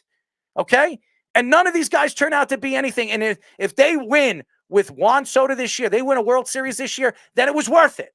If the Yankees win the World Series this year with Juan Soto and he flees and goes somewhere else, it was worth it because the Yankees haven't won a World Series in about going into this year 14 years. So yes, if they can win a championship with Yamamoto this season and Juan Soto and lose Juan Soto in the offseason after giving up all these prospects and all these and Michael King, then it was worth it. Yeah, and Scott Boras, I think, was saying that as well because they want to use it as a leverage point for Juan Soto. Because if he has another powered type year in Yankee Stadium, like he's very much capable of doing, he had 35 home runs in NL West ballparks outside of Colorado. They're all pretty much pitcher or neutral ballparks. The American League East outside of Tampa, I know the Orioles pushed their walls back, but it's all hitters ballparks. And Yankee Stadium, obviously, the biggest left-handed of them all. You know what? I'm reading what Josh is saying, and he says that Verdugo is a part-time outfielder, and he hits 212 with, obviously against lefties.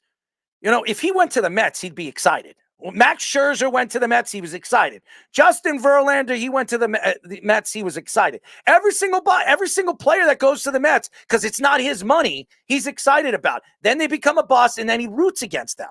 He's done that, has he not? He's done that. Jacob deGrom wins a World Series last year. I don't even know if he was happy for Jacob deGrom.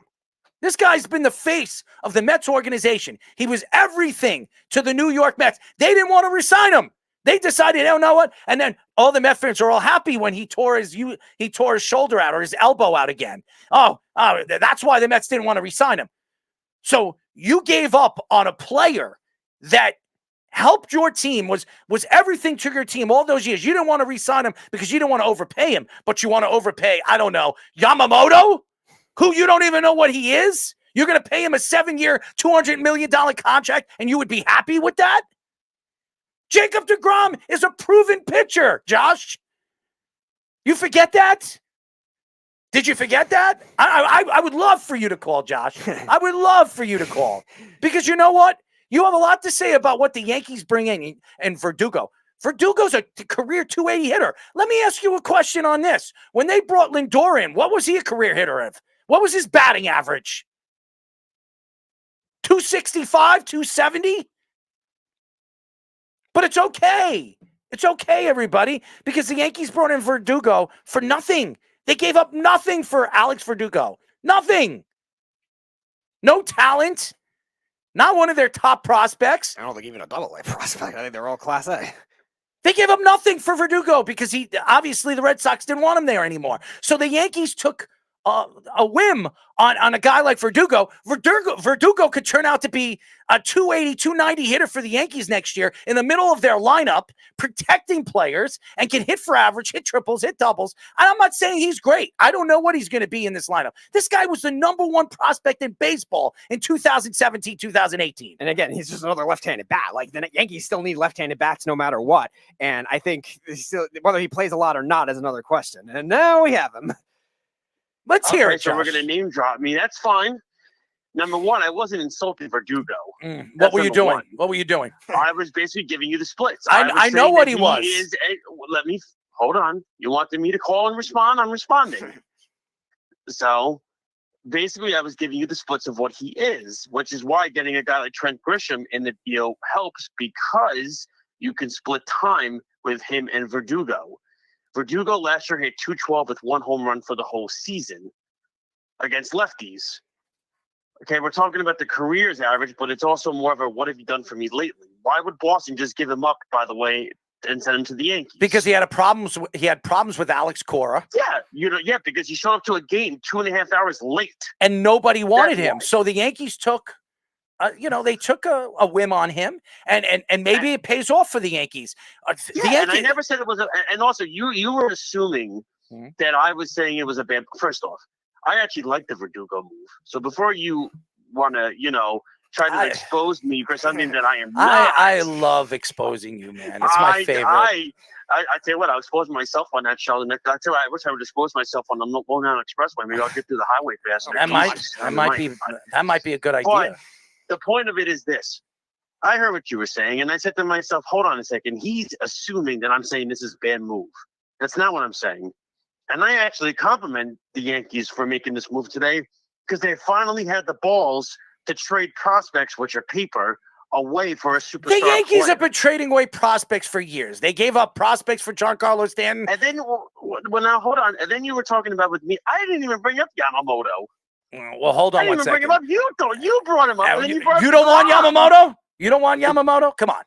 I will tell you this. Oh, here we go. I will say this. Here we go. Let's go. If the Mets give him, or any team that gives him 8 years and $300-something million for an unknown player, they're out of their minds. They're out of their minds. Nobody's giving I don't know him what the hell he 300 is. million. Nobody's giving him 300 million. Oh, dude, look, he right now, dude, his posting fee is 35 mil. On top of what he's getting, he's got 7 or 8 teams interested in him. Reports are saying that he's going to get close to around 300 million. That somebody's going to give him that. There's And no let me tell you way. something, somebody He's is not. going to. Somebody will. Nobody's giving him 300 million. I'll bet you on that. You want to bet? Let's bet. Sure. We'll bet a dinner. We'll bet a dinner. We'll bet a dinner. Nobody's paying him $300 million. I think somebody's going to give him 3 mil. Well, alone with the posting fee, it's going to be the minimum is 250. All right. I think But it's even going to be still, around though, $200 but million. here's the thing, you're going to give him 8 years and 250 for a guy that we have no idea what he is. And here's the thing. Anything at all. Here's the thing. And I understand what you're saying. And I understand that the balls over there in Japan are a lot smaller. And that's what everybody's been saying all over I didn't social bring media. up anybody's balls. You brought up somebody's balls. Listen, That's if you your want to grab my prerogative, not balls, they mine. might be small. But, And you you had to they're trigger pretty him to big, go actually. there. They're pretty big, actually. They hang to the floor. The right one's bigger than the left. I didn't okay? ask you about your size I'm just balls telling either. you. Small balls, big balls. I'm just telling you the truth here. But honestly, the balls are smaller in Japan. So a lot of people believe that the grip's going to be different for these guys. And it took Ohtani almost 3 years to figure out the grip and how to throw, his curveball and all the stuff that he has learned over the years. So it might take him a little while, but what this guy has and what everybody has said, all the scouts, the Yankees, the Mets, how many scouts have been over there in Japan for the last 2 years? The Yankees have been wanting this kid for 3 years. I've heard. Listen, 3 years. Listen, that's and honestly, they were sending when Epler came over as the GM. That was one of the first things he did. He went over there to see him and Senga, and look what happened. Cohen went to Japan last week with Stearns and company to Japan to go meet with him. Yeah, and I think the Mets, and that's an appreciation to the kid for the work he's done. But we have no idea what this guy is. And sometimes we're assuming he's going to get two. I mean, nobody does. That's the crazy thing. Listen, the thing with Senga last year, it worked out, and Tanaka, it worked out. It doesn't always work out that way, and that's the thing. This kid is going to get.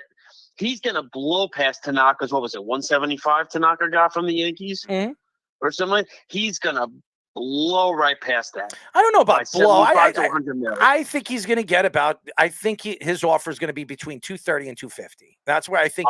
Dude, I think it's going to be. I say between 250 and 300. No way. I think somebody will be crazy. Yep, and I think if it gets into a bidding war, that's what's going to happen. If somebody does that, they're an idiot.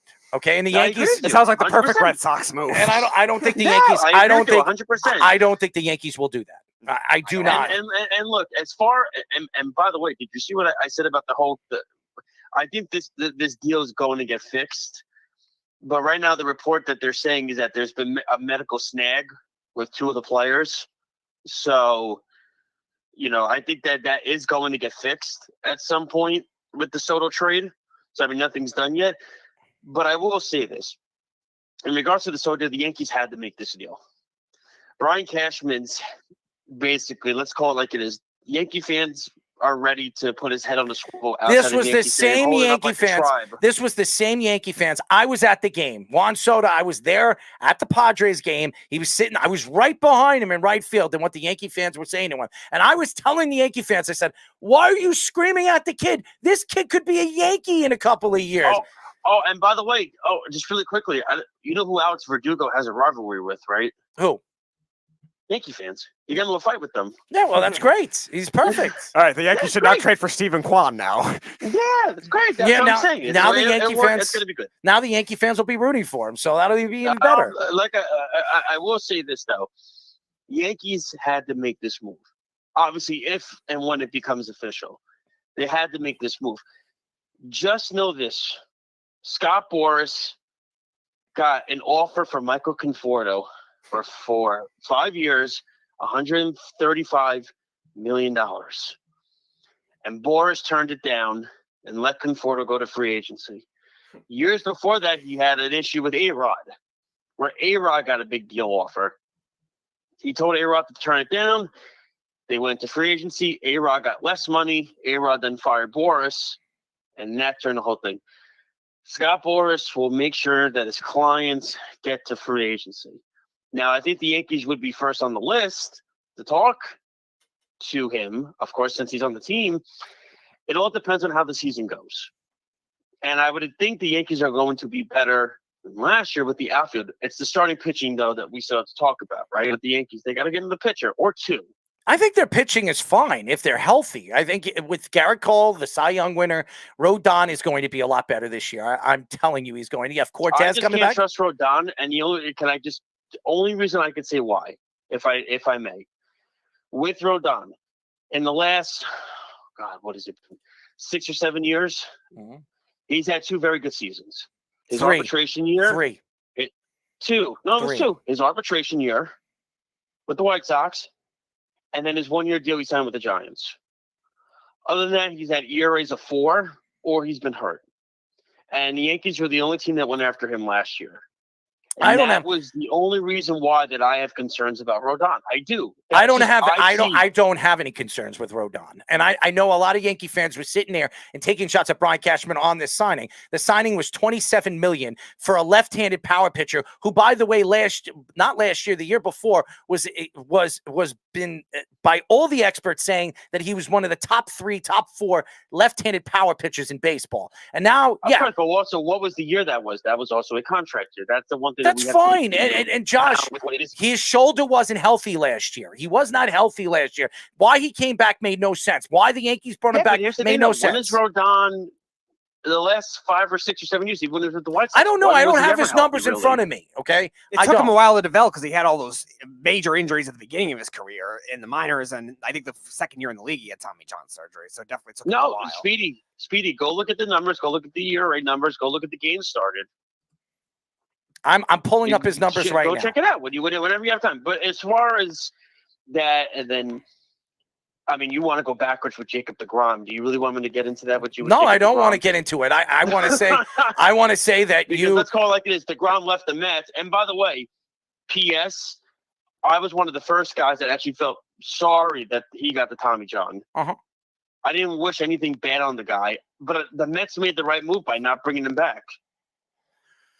Yeah, his ERA numbers were not great at the beginning of his career, but they 4.04 for a 23-year-old and still a good strikeout numbers. 168 and 165 innings pitched is still pretty good. His second year was pretty damn good. Even with his ERA over 4, he still pitched very well. Yeah, now 18 and 19 were a little more. You see what I'm saying with the consistency, though, and the amount of games because he started to listen, when you're a power pitcher and you throw a lot of fastballs, your arm's going to go. Yeah, and the Yankees knew that, and the Yankees had to take a chance with that.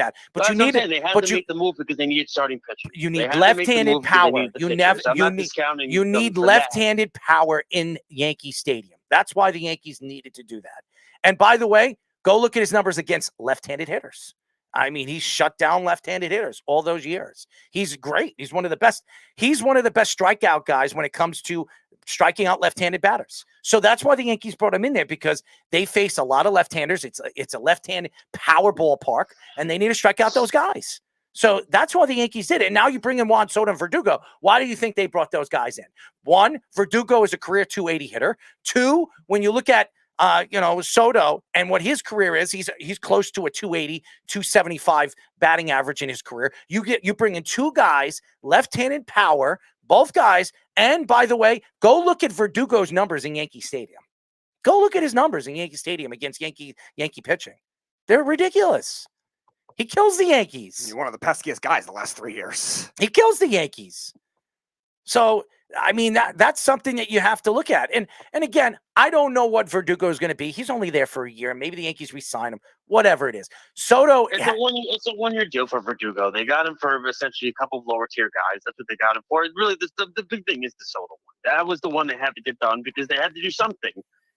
Because the thing is, Yankee fans were already getting annoyed because Cashman came out and said yesterday that LeMahieu's the starting third baseman for them this year. And Yankee fans are already flipping out. Why? Because and then that's when Yankee fans. But here's the reason. But here's the problem with the Yankee fans. And I'm going to sit here. I'm a Yankee fan, and I'm going to attack the Yankee fans.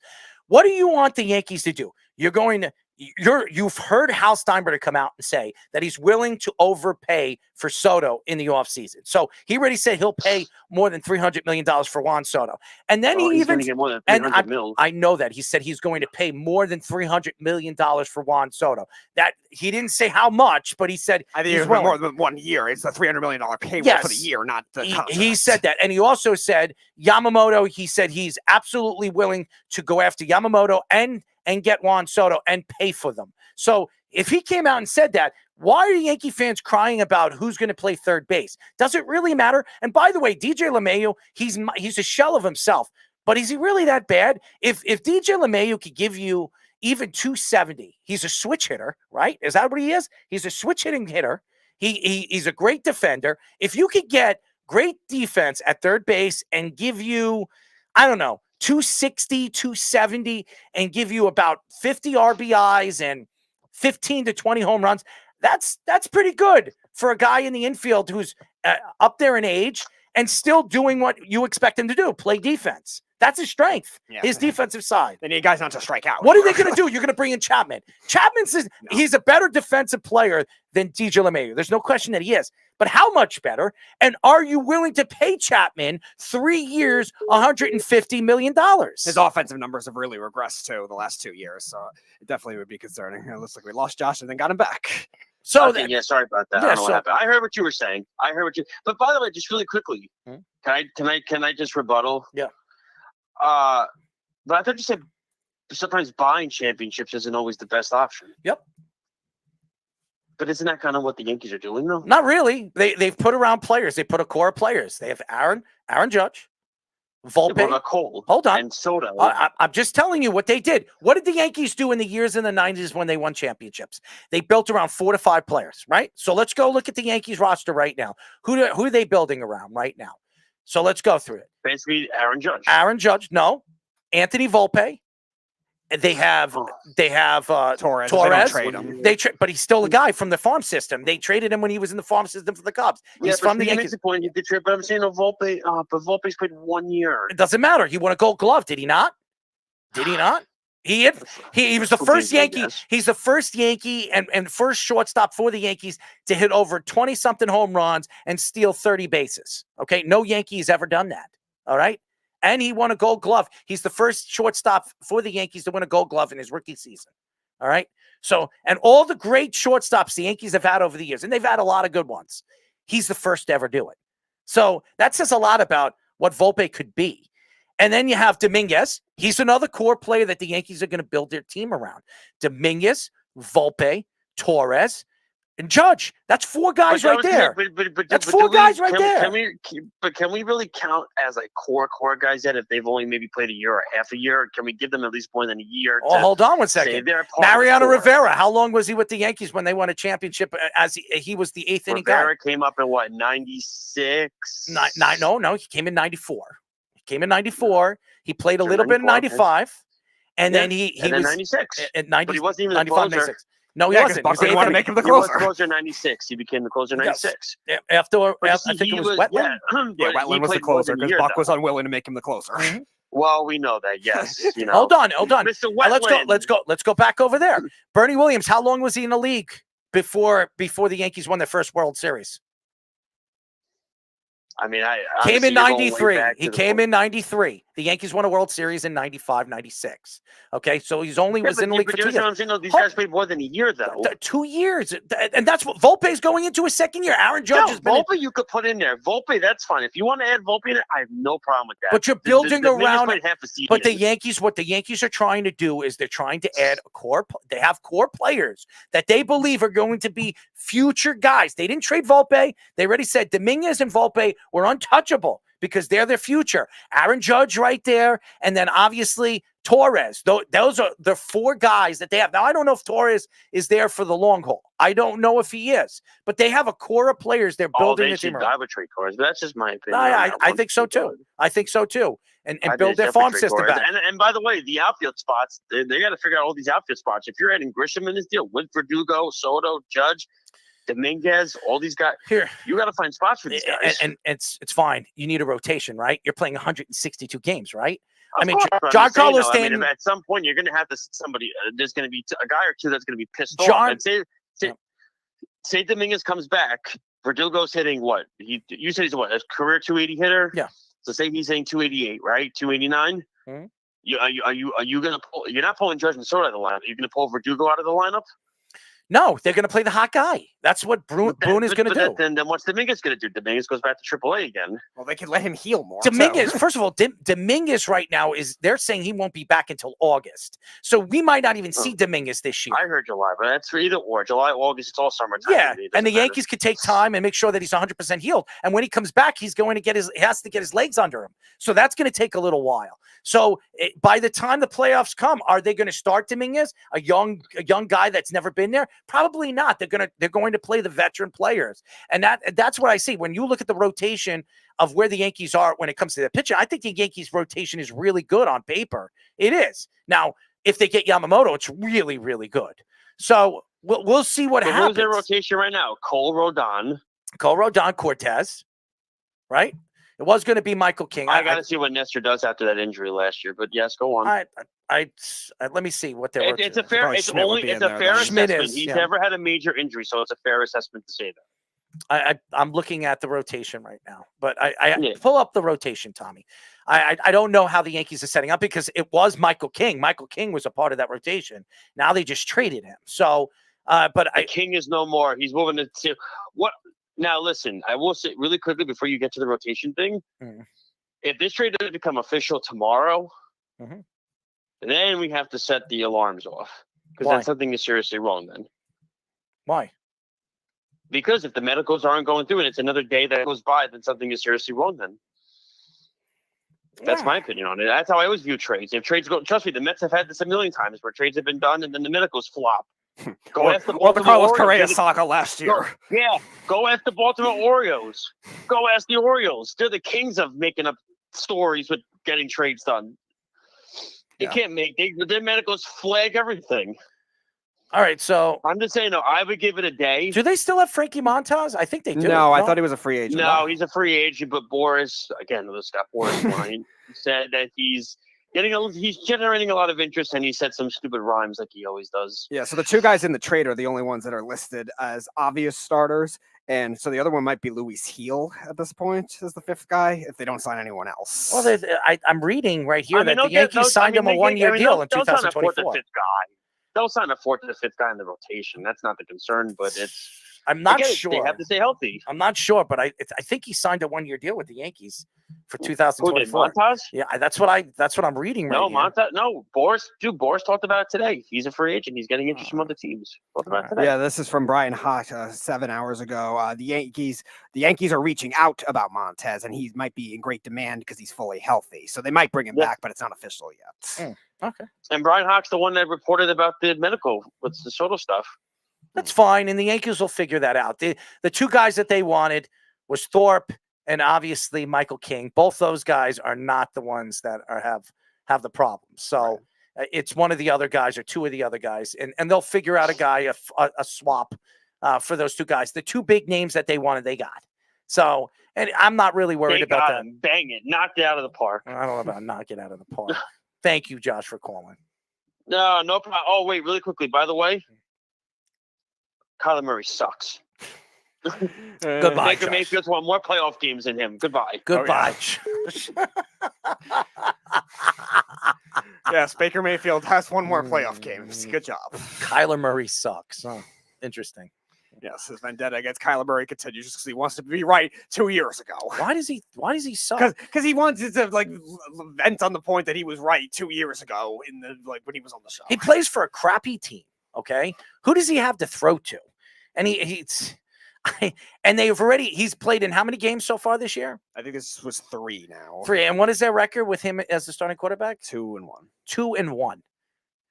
Kyler Murray on the Arizona Cardinals is 2-1 since he's come back. What does that tell you about him? What was their record before he came back? They won 1 game against the Dallas Cowboys. I rest my case. So how could you say that he sucks? It also would be funny if that's the reason the Cowboys don't win the division. Listen, I would take Kyler Murray in a millisecond, if he became available if I was a Jet. a Jet GM. If I was the Jets GM, if I was Joe Douglas and he became available and let's say Aaron Rodgers decides to retire, I would absolutely go all in on Kyler Murray. Okay. Yeah, just probably be like 7-5 right now if they had Kyler Murray. 7-5. I think they have a better record than that. I mean, Kyler Murray could hide the deficiencies of an offensive line because he can move outside of the pocket. He can run and he can do all those things, run and make throws. He's very accurate. So I understand. I know a lot of people don't like Kyler Murray. Kyler Murray probably doesn't like himself because he speaks in a third person. So, I mean, the last year I've heard enough of Kyler Murray. He's like, Kyler Murray, doesn't feel very healthy right now. And he was speaking every time he spoke to the press. I was like, you're speaking about yourself. I mean, why are you speaking in the third person? And he ruffled a lot of feathers over there in Arizona. But I still think there's no way in hell Arizona is going to be drafting a quarterback when they have Kyler Murray there. I wouldn't. You give him a long-term deal. You can win with Kyler Murray. You just need a wide receiver that can make plays. Marvin Harrison Jr. would be the biggest and the best move for them if Arizona's sitting there at 3 or 2 or maybe even 4. The way Kyler Murray is finding a way to win, they might fall out of that top 5. They don't get Marvin Harrison Jr. Maybe they get Neighbor or somebody like that. The way the Seahawks are playing, maybe they beat the Seahawks once. Who knows? I mean, Arizona's finding a way to win. Before you know it, they're going to have more wins than the Jets. They need to win 2 for that to happen, but we'll see. Are the Jets winning any more games? Well, that's what I'm saying. If the Jets don't win any more games, the Cardinals will still have to win 2 more games. The Jets aren't winning any more games. No, I don't think so either. I'm just saying, like, the Cardinals will still have to win 2 more games. Besides the Seahawks, I guess, I don't know. Maybe, no, they played Washington already, so yeah, that doesn't work either. Well, fine. Maybe they have a random upset, and they beat the Cowboys already this year. And it would be funny if that's the reason why the Cowboys don't win the NFC East, because they lost to the Cardinals. ESPN's Jeff Passan reports that 4 known suitors for Shohei Ohtani are the Dodgers, the Cubs, the Blue Jays, and the Angels. Passan also confirms that the Rangers, Red Sox, and Mets are completely out of signing Ohtani. Reports also say that the Giants remain interested in Ohtani and could spend a lot in order to keep him away from the Dodgers. The Dodgers organization was reportedly mad at Dave Roberts for leaking that the conversations with Ohtani went well for them. The Blue Jays have reportedly met with Ohtani despite the general manager, Ross Atkins, remaining quiet about it as at the winter meetings. Reports say that Ohtani's contract is likely to be 10 years worth about $500 million or a 12-year worth about $550 million. I knew the Mets weren't going to get him. I've been saying that, and I told all the Met fans last year when everybody says, we're going after Ohtani. Ohtani wasn't coming to the East Coast. He was never coming to the East Coast. The only team that I think he would even suggest to believe that he'd be interested in going to are the Red Sox. I don't know why, but he has some kind of love fetish for the Red Sox. He's not going to the Blue Jays. He's not going to the Rangers. He is staying out west. I believe he's going to the Giants, the Dodgers, the Cubs. Now, Chicago is not west.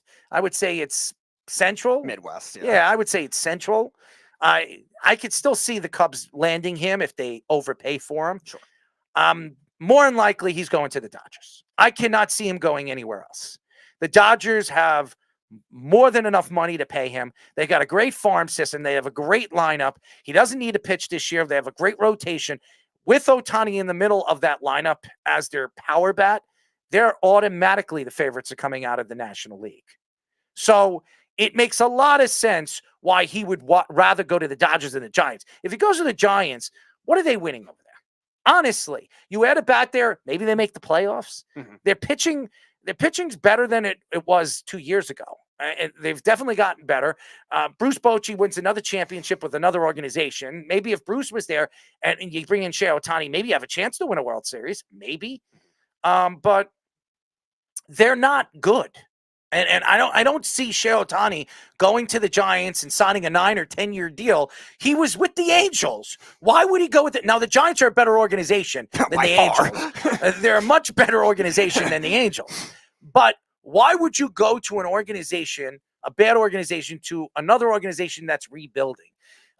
It doesn't make sense. And Ohtani's what, 30 years old? He's going to be 30 He's this going year? to be 30, I think, sometime this season. Yeah, so why would you do that? I think the best move for Shohei Ohtani is go to the Dodgers, hit in that lineup this year. You probably hit about 45, 50 home runs in that lineup with the protection that you have over there. And then you pitch a year from now and you become the number one starter in that rotation, which is still one of the best rotations in baseball. And they're getting Walker Buehler back this year, too. So if he comes back to form, then the Dodgers, obviously losing Arias doesn't help, but they still weave both pitchers very well. They have a young kid in Bobby Miller that played well. So Ohtani, I don't think they'll need him to pitch for the Dodgers this year, and he can still hit in that lineup, which was loaded last year too. Obviously, they stunk in the playoffs, but they were loaded last year. The Cubs, it's interesting because the Cubs need him to pitch more. So I don't know if they have as much of an advantage because of that reason. They paid a boatload of money for a manager. So yes, they did. And the Giants traded for a manager in Bob Melvin, so maybe they're trying to get some stability there. And I think the Giants will definitely be involved in this bidding war. They're involved in every bidding war for the last couple of years. It hasn't worked. Yeah, I just don't see the Dodgers backing down when they didn't spend for anything else last year. They traded for Mookie Betts, obviously gave him the big contract, and they traded for Freeman. But besides that, like they really have gone mostly young and like bringing in all these veteran scrap heap guys. They had a nice rookie in James Outman who had a good year. They're a mostly young team at this point. They have to pay some guys down the road, but they're not going to be afraid of backing down from having to pay Shohei Ohtani. And whether he gets the 10-year deal or the 12-year deal, it just fits what the Dodgers are going to do. I think the Giants, if they're going to get him, they'll probably have to give him the 12-year deal, like they were bidding for Correa when they almost got him last year. And obviously Aaron Judge when he wanted the extra year from the Giants, and they ended up staying with the Yankees. So the Giants are going to have to do the 12-year deal. I think the Dodgers will have to do both. I think Ohtani's going to make $500 million no matter where he goes. Oh, yeah. And he's going to be the highest paid pitcher slash power hitter in Major League history. There's no question that he's going to be that. He won another MVP this year.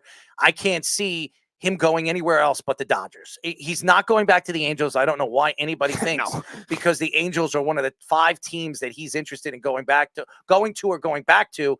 He would pick the Angels. It doesn't make sense. He's going to go to a team where he has a chance to win a World Series. Has he won a World Series? No. Has he played in the playoffs? Really? I mean, he played never. No. So, I mean, the only time he played in the playoffs was in Japan. Yep. So, I mean, he wants a chance to win a World Series. He's not going to win a World Series with the Angels. I don't think he wins a World Series with the Giants anytime soon either.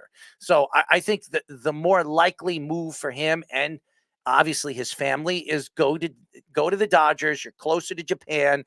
You're still on the West Coast, and you don't really have to move that far. I mean, you're with the Angels. What do you have to move? Like 100 miles? Right. Not even. I mean, just a long freeway trip with the LA traffic. Yeah, Shohei Ohtani doesn't need that. He can $500 million. He can still live over there in Los Angeles. Yeah, he can afford whatever vehicle he wants and be fine with that. But yeah, it also doesn't make sense for the Blue Jays either, like why he would want to go there because they've been an organization kind of stuck too. Like they're a lot like I think they're like the American League version of the Padres. He had no interest to going to the Blue Jays. I don't know why the Blue Jays believe that they have a chance.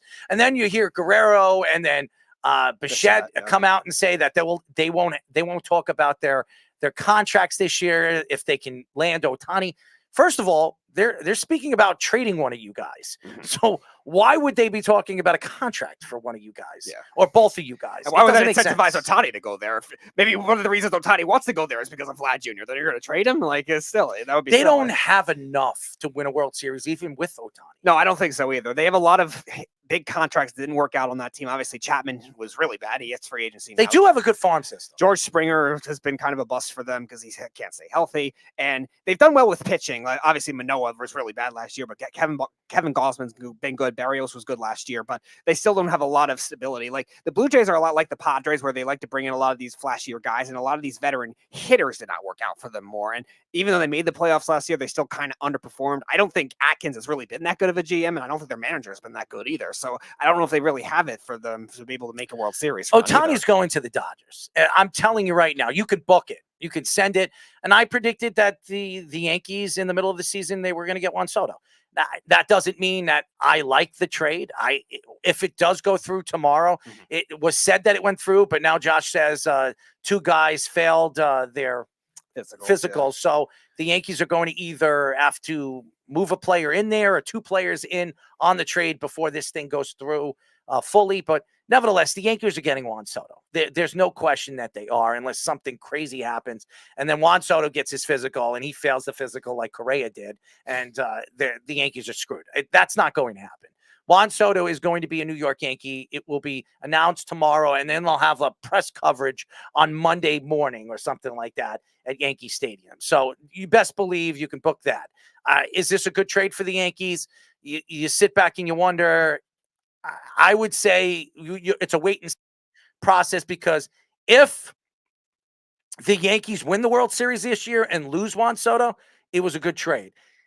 If the Yankees get to the World Series and lose with Juan Soto and he leaves, it's not a good trade, because you traded away future players that could be a part of this roster and your rotation. Michael King and Thorpe, two guys that could be maybe future 2 and 3, or Thorpe could be your number 1 in the future, and Michael King could be your 2 or 3 in the future. And you just gave up two guys that are heading over there to the Padres that could be their future 1 and 2, or 2 and 3. And by the way, Snell is not re-signing with the Padres. He's another big name. How could the Cy Young of the National League be sitting around, nobody speaking about a guy like Blake Snell, who, by the way, has won the Cy Young how many times? Twice. I think it's one of like only how many 12 in MLB history. How many Cy Young pitchers in the primes of their career, became available in free agency? Honestly. And he's, I think, one of only like 12 all time to do it in 2 different leagues. So I'm just asking. If you look that up, I would love to know how many 2-time Cy Young Award winning pitchers have become available in free agency. I don't know. Verlander just recently, but that was but he wasn't in the prime of his career. Well, yeah, that's true. He was an old man. Yeah. I'm talking about the prime. Blake Snell is what, 30 years old, right? 31. He's got to be that age. He's not that old. No, he's 30. I know. Yeah, he's 30. He's in the prime of his career. Blake Snell. I mean, look, Garrett Cole got signed with the Yankees at the age of 30, right? Mm-hmm. And he's been with the Yankees for how many years? 3 years. He's been with the Yankees. He won 1 Cy Young. He was runner-up for 1 Cy Young. So, yes, he had the pine tar thing or whatever the hell it is, spider tap. But nevertheless, he's in the prime of his career. So it's an interesting thought. So maybe we could look that. Maybe somebody could look that up and tell me the last pitcher that became available in the prime of his career that's won 2 Cy Youngs. When we come back, our friend, the creator of MLB Daily Dingers, our friend, Matt Musico, here on the Sports Loudmouth. You're listening to the Worldwide Sports Radio Network. Of course my kid's in the right car seat. Well, I think he is. Yeah, my kid's in a booster seat. He was ready to move up. He is ready, right? Her car seat looks like the right size. There are probably rules on when to move up to a booster seat, aren't there? Rear facing, forward facing. I think I have it right. Car crashes are a leading killer of children 1 to 13. Are your children in the right car seat for their age and size? Don't think you know you know. Go to safercar.gov/the right seat. I know my child's in the right car seat, or else I wouldn't get in the driver's seat. Brought to you by the National Highway Traffic Safety Administration and the Ad Council. You're listening to the Worldwide Sports Radio Network. This is the Sports Loudmouth.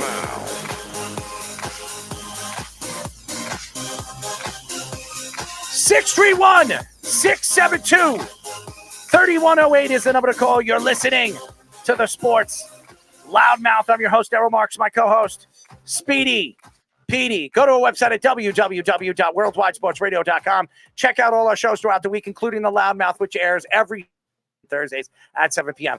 Tune in and listen and check out our local listing on our website. All you have to do to check out our local listings is go to our website at www.worldwidesportsradio.com. This guy is an all-time great on our show. He's been on our show not once, not twice, not 3 times, 7 times now. And we're happy to have him on, as he is a Mets writer that you definitely have to check out, not on social media, but obviously the creator of MLB Daily Dingers, Matt Musico. Matt, what's up, bud? What's up, fellas? Thanks for having me on. Absolutely. We haven't seen you in a while. I mean, you didn't come out for my birthday once again. Once again, I didn't get an official invite, so I don't know what you're so upset about. You know, Don't worry, he switched places anyway, so it was all confusing. I did. I decided to But switch. was it no boat this year? Was it, No or was it a boat last No, year? it, Is it it normally hasn't a been a boat? boat for like 2 years, man. There's no boat. But All right, well, I mean, You're it's hard missing for me to keep greatness. track when I don't have any invites to, look at. hold on one second. Do you have a girlfriend now? Do I? Yes. I have a wife and 2 kids. I know. That's why I said that. You can bring your kids to my birthday party. I don't know what they. I don't know if they want to see a bunch of people, getting wasted or something. I honestly, this year, and before we get into some Mets conversation, this year, if anybody knows me, I don't drink. The only time I drink is on my birthday. This year, I had a couple of shots. And I got sick. Now, I didn't throw up, but I got sick. And it started, my acid reflux started hurting me. It hurt my chest. Speedy actually threw up before we went to the second place. No, we didn't. No, I didn't. Yes, I was in the bathroom taking a dump. Was that way? That's way better. It was perceived that way. Hold on one second. How long do you take a dump? You were on that toilet for a long time. Yeah, I was also tired. 45 minutes. I was 20 minutes. What were you? First of all, you were on the toilet for 45 minutes. 20 minutes. Dude, it was 45 minutes. The DJ left by the time you got off the toilet. I mean, you were on He's spreading stories. It's not Matt. He was on the toilet for at least 45 minutes. I don't know what kind of dump he was taking, but it must have been a massive one. And whatever he ate, man, that stomach probably boiled. But I know he drank some tequila before he went into that toilet. So, and he doesn't bold well when he drinks tequila. That's for sure. Look at that face of his. He knows it's true. That's not it at all. It is. I was tired. It was like 1 Oh, o'clock. so you fell asleep on the toilet? No. You just said you were tired. So what were you doing on a toilet for 45 minutes? You fell asleep taking a dump. I didn't fall asleep. Well, I don't know. You just said you were tired. I was winded. Is that a better word for you? That's a lounging type of activity. You take your time. I was dancing for a while and I needed to catch my breath. Matt, and I didn't know he was going to switch to another place. Matt, you go to a bar and you're going to sit on a toilet for 45 minutes? 20 minutes. No, I would not do that. I would go sit somewhere Even else. 20 minutes. He says it's 20 minutes. Would you be on a toilet for 20 minutes? Probably not. Okay, so there you go. But hey, to each their own. Yes. Anyways, why don't we get into the Mets? I obviously didn't have such a great year. Under 500, an organization that Steve Cohen came out years and years ago when he bought the team and said, 5-year span, we're winning a World Series. It didn't work out with Epler. He brought all these different guys in. They all failed. I mean, obviously, some of them do things off the field, either drinking or doing things with women, whatever they decided to do. It didn't work out with those guys. You bring in David Stearns. Everybody loved the move. I think he's a great president. I think he's going to run the Mets very, very well. What were your thoughts, first of all, on bringing in David Stearns? And what were your thoughts going into the offseason after you heard Steve Cohen really backtrack and protect what he said a couple of years ago when he bought the team? Well, I think when it comes to Stearns, that was Cohen's white whale. Since the moment he took over the team in 2020, one of the things he said in one of those first press conferences that he held was that he wanted to also not only bring in a GM, but also bring in a president of baseball operations. And for 2 off seasons, they swung and missed at all the big fish that they wanted. And it seemed as if they really wanted Stearns. He was very, very patient. He had that infamous press conference in June after they had the awful month that really kind of torpedoed their season officially. He had said a couple of times then, he's like, look, I've been really, really patient. I want someone who I'm very confident in that can take the franchise in the right direction. And all the signs pointed to Stearns, kind of similar to how we thought all the signs for their manager was pointing to Counsell as well, too. But in this sense, it actually happened with Stearns. So, I mean, I think everyone's really excited. I think if you take a look at social media, I think some Mets fans are getting a little bit impatient with the smaller moves that he's making, but obviously those are important too. But as we saw last year, the Mets went balls to the wall with all of their offseason acquisitions, and it didn't work out. So, I mean, you can do as much as you can in the winter, but nothing really actually matters until you see what the team really does during the season. So, I think a lot of people need to hold on to their judgment until we actually see what the Mets do. But I'm excited. It seems as if it's been rave reviews from top to bottom and throughout the industry. People think he's going to do a really good job. he's got that experience of working in the small market and putting together a consistent winner, but now he has the money to be able to back up the other things that he wants to do. So it'll be interesting to see what he actually does. And when it comes to Cohen's that initial remark about winning the World Series within 3 to 5 years, look, like, you want to set high goals. Like, obviously you're not coming into this thinking, okay, well, maybe like 10 or 20 years from now, maybe we'll win a championship. But also when he said that, I mean, he had never run a baseball team before, never saw what the day-to-day was like. I think he actually said that himself too. It's like, now I actually see all the things that go into it.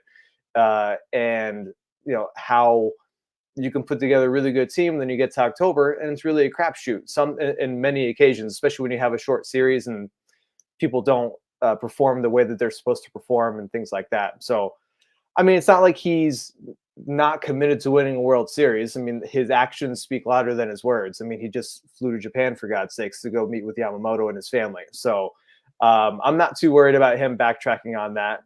He said what he said. He knows he can't take it away. He can't take it back now. So he's just going to have to live with it and hope that it happens sooner rather than later. Yeah, so Yamamoto, obviously a big name that the Mets have been rumored in, and also Corbin Burns because of the Brewers factor as a potential trade. Do you think either of those are realistic for the Mets?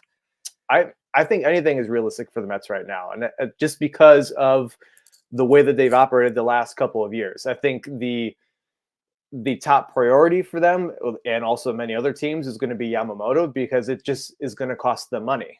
And it fits into that mold of what they're trying to build for right now. Like, yes, they are trying to invest in the team and be competitive in 2024, but also with Yamamoto, he's 25 years old. He signs 7, 8, 9-year deal. He just goes into his early to mid 30s. That kind of fits exactly the kind of player that they want. I saw some report that they were potentially thinking of Snell as maybe a backup frontline starter if they don't get some of their top choices. But this is the kind of player that they would want. Someone who is younger and they can have for multiple years, not necessarily like a Senga, but be able to have a nucleus together for a period of time. And someone who can have that long-term deal. There's going to be risk associated with any type of long-term deal.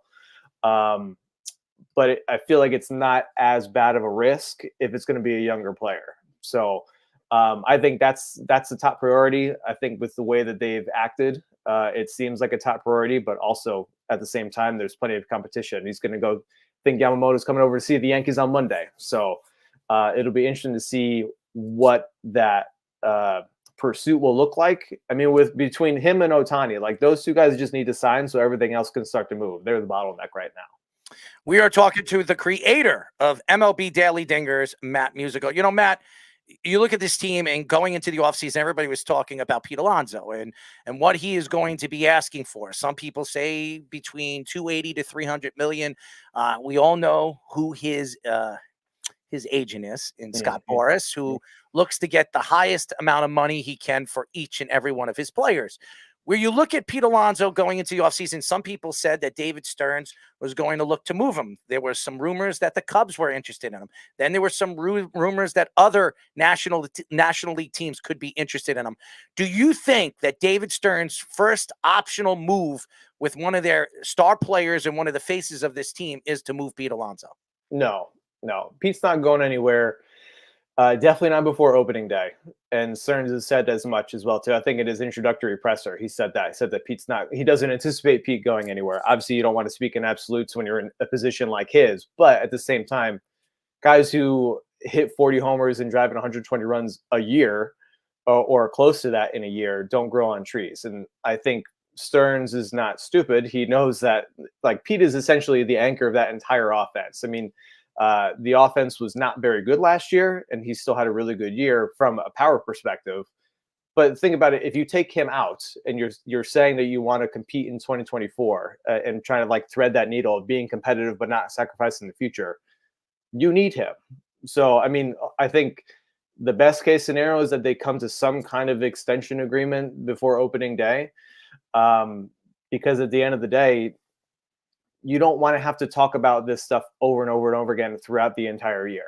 That wouldn't be too fun for Pete or too fun for the Mets or pretty much anyone associated with the Mets that would have to answer those kinds of questions. So I think at the very least, he's going to be on the Mets on opening day. We'll see how the year goes. If he's not signed to a long-term extension, he'll probably be made available at the trade deadline if things don't go well. It doesn't mean they want to move him, but it's kind of like a due diligence kind of thing. It would be stupid not to make him available if the situation presents itself to see what they could potentially get. I mean, we didn't think that, well, I didn't think at least that they would do all the selling off that they did prior to last year's trade deadline, but look what they got in return by being bold and going in that direction.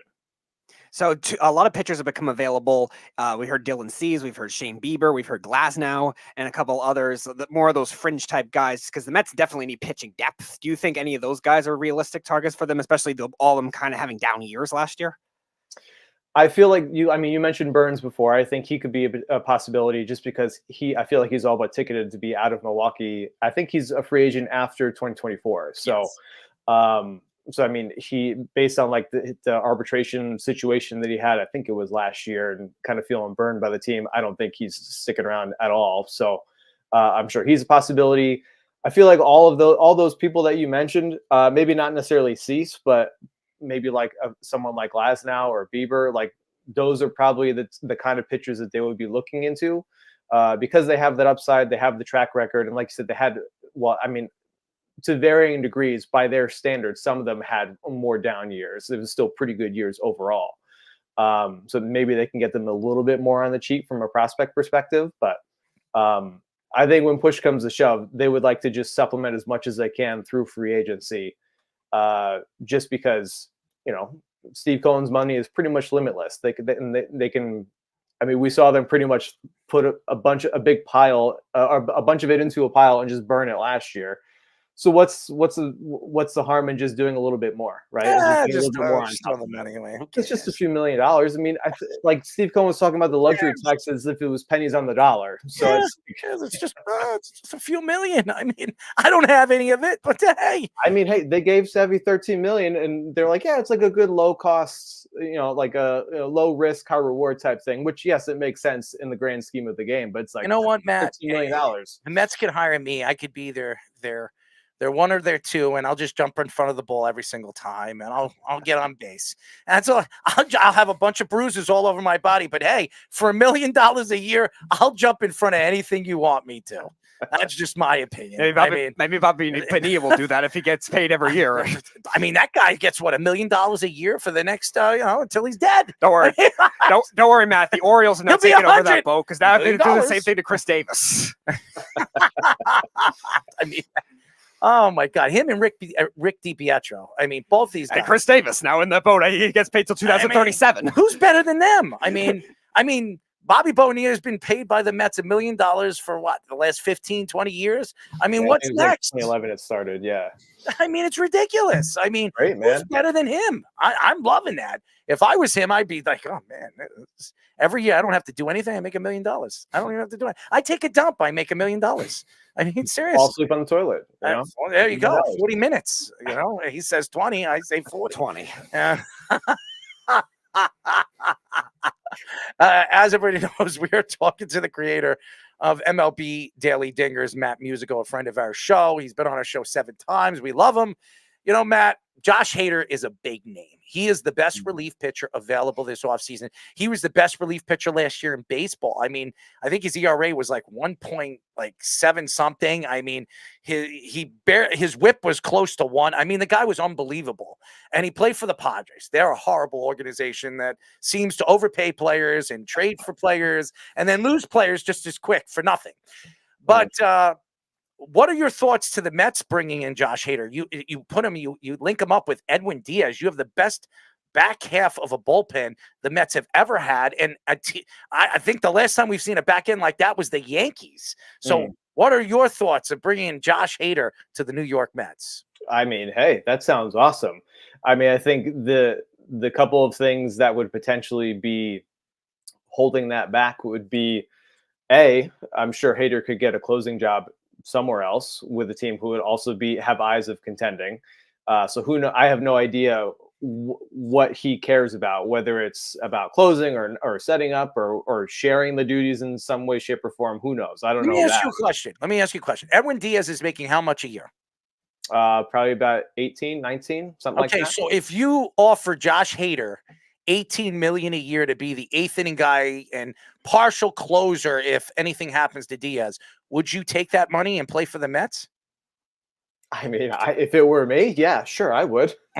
I mean, seriously. Yeah, I mean, why not? Yeah. If he's going to make $100 million a year and he's linking up with Edwin Diaz, why would you complain? You're making the same amount of money as Edwin Diaz, and you're the eighth inning and ninth inning guy. It doesn't really matter. You're still getting your money. So why would you care?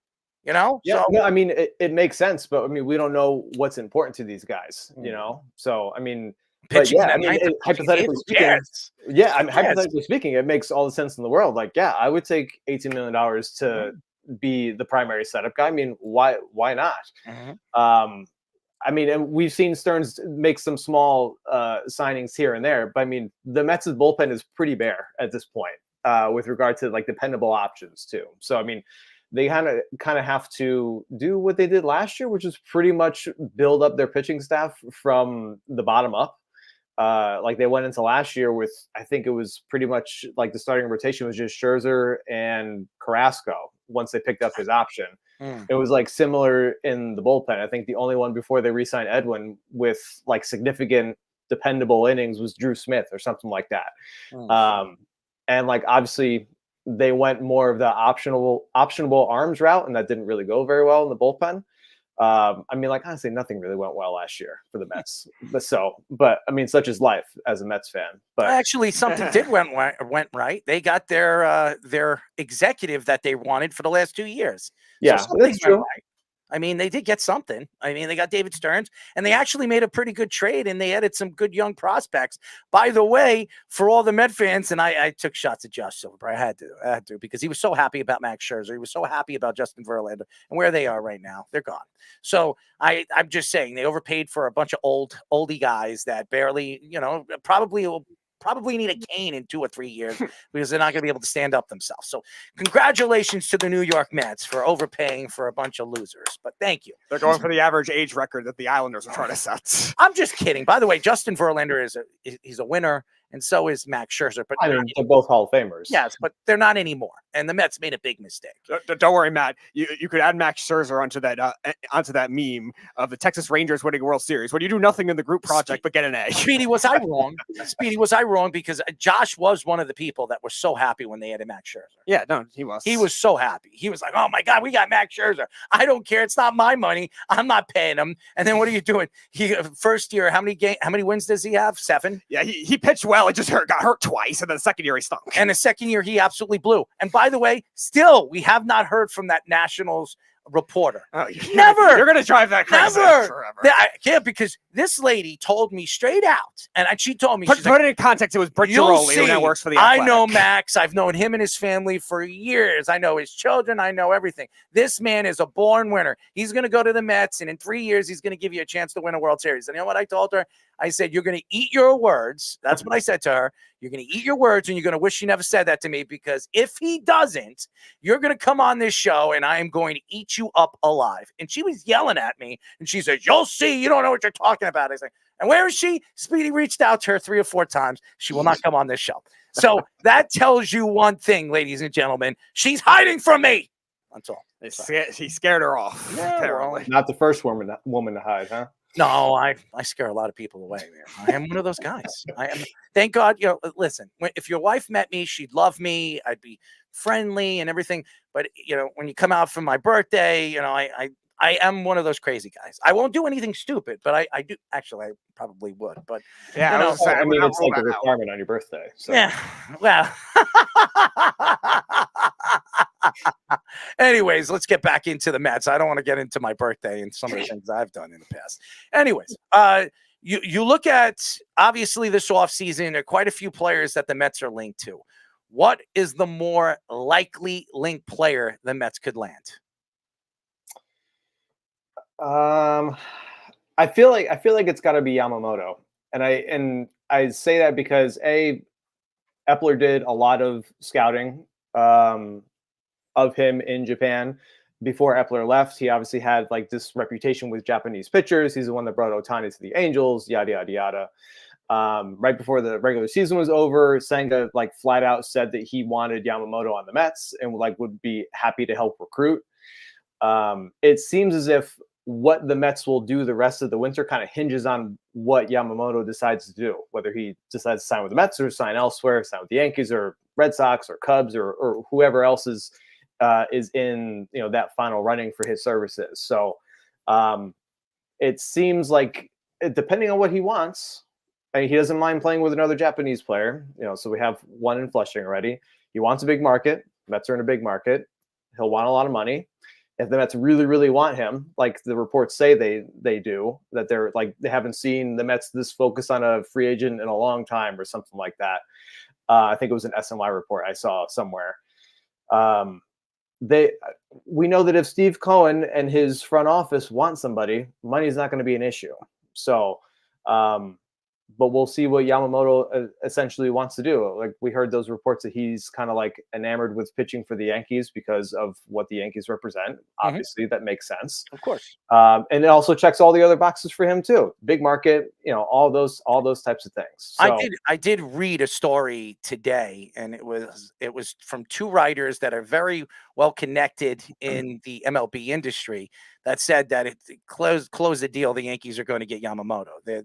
They're very sure upon on the break of all the different teams that have been connected to Yamamoto this offseason. Everybody they're saying that you could book it that he's going to be a Yankee. So I don't know how they know this, but I mean, the fact that Cohen flew over there before he can fly over here and talk to them says a lot about what they think of him. They want him. They expressed their love for him, and I expect the Mets to be one of the final teams to get him. Out of all the teams that we've heard, the Red Sox, the Yankees, the Dodgers, I just think being that who the Mets are, they're the little brother of the Yankees. I could see Yamamoto saying, as much as I like the Mets, as much as I like Senga, as much as I like this organization, I'd rather go to the big dog than the small dog. And that's something that you have to look at as a player that, as a baseball fan and that's been following these organizations for years. I mean, the Yankees were a winner when he was a kid, when he was like 5, 6, 7 years old. He was probably a Derek Jeter fan. He was probably a Yankee fan. So that's why he's enamored by the Yankees organization. So that's my opinion from the reason. Why would you want to go to the Mets when you can go to the Yankees? And why would you want to go to the Mets if you can go to the Red Sox and play in Fenway Park for 7-8 years? Or why would you want to go to the Mets if you can go to the Dodgers and play for the old Brooklyn Dodgers that went to LA and with all these great players like Jackie Robertson and all that other stuff. So these are all different things that if you're a young player that wants to step foot and actually play in the majors, that's what I would look at. Am I right or wrong? No, you're not wrong. I mean, it all makes sense. I mean, at the end of the day, it depends on how well they court him. Yeah. And I think that's probably why Cohen went over there. He met him, he met his family, like that kind of stuff. So, slipped him a couple million, slipped him a couple million here. Here's a little hedge fund, money. I think he's got business ties in Japan. So I mean, he's probably just like set him up with a direct account. It's like a funding account or something over there. Here's a couple of GameStop credit,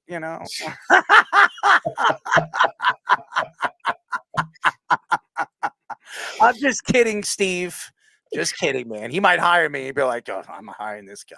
So there he goes. Yeah. But I mean, what he decides to do is really hinges on how the Mets end up approaching the rest of their winter, because they need to fill out their rotation. We know that's one of the things that they need to do. It's probably one of their top priorities. They don't get him, they're going to get Blake Snell. I just saw some report today. I think it was another SNY report that said that the Mets have a plan B for the rotation if Yamamoto signs elsewhere. So, and it involves getting some other frontline starter. And obviously you would think Snell would be the next best option. 100%. Yeah. So, I mean, what he does will kind of dictate how they go from here. Could you answer that question? In the prime of his career, could you name the last 2-time Cy Young winner that became available in free agency?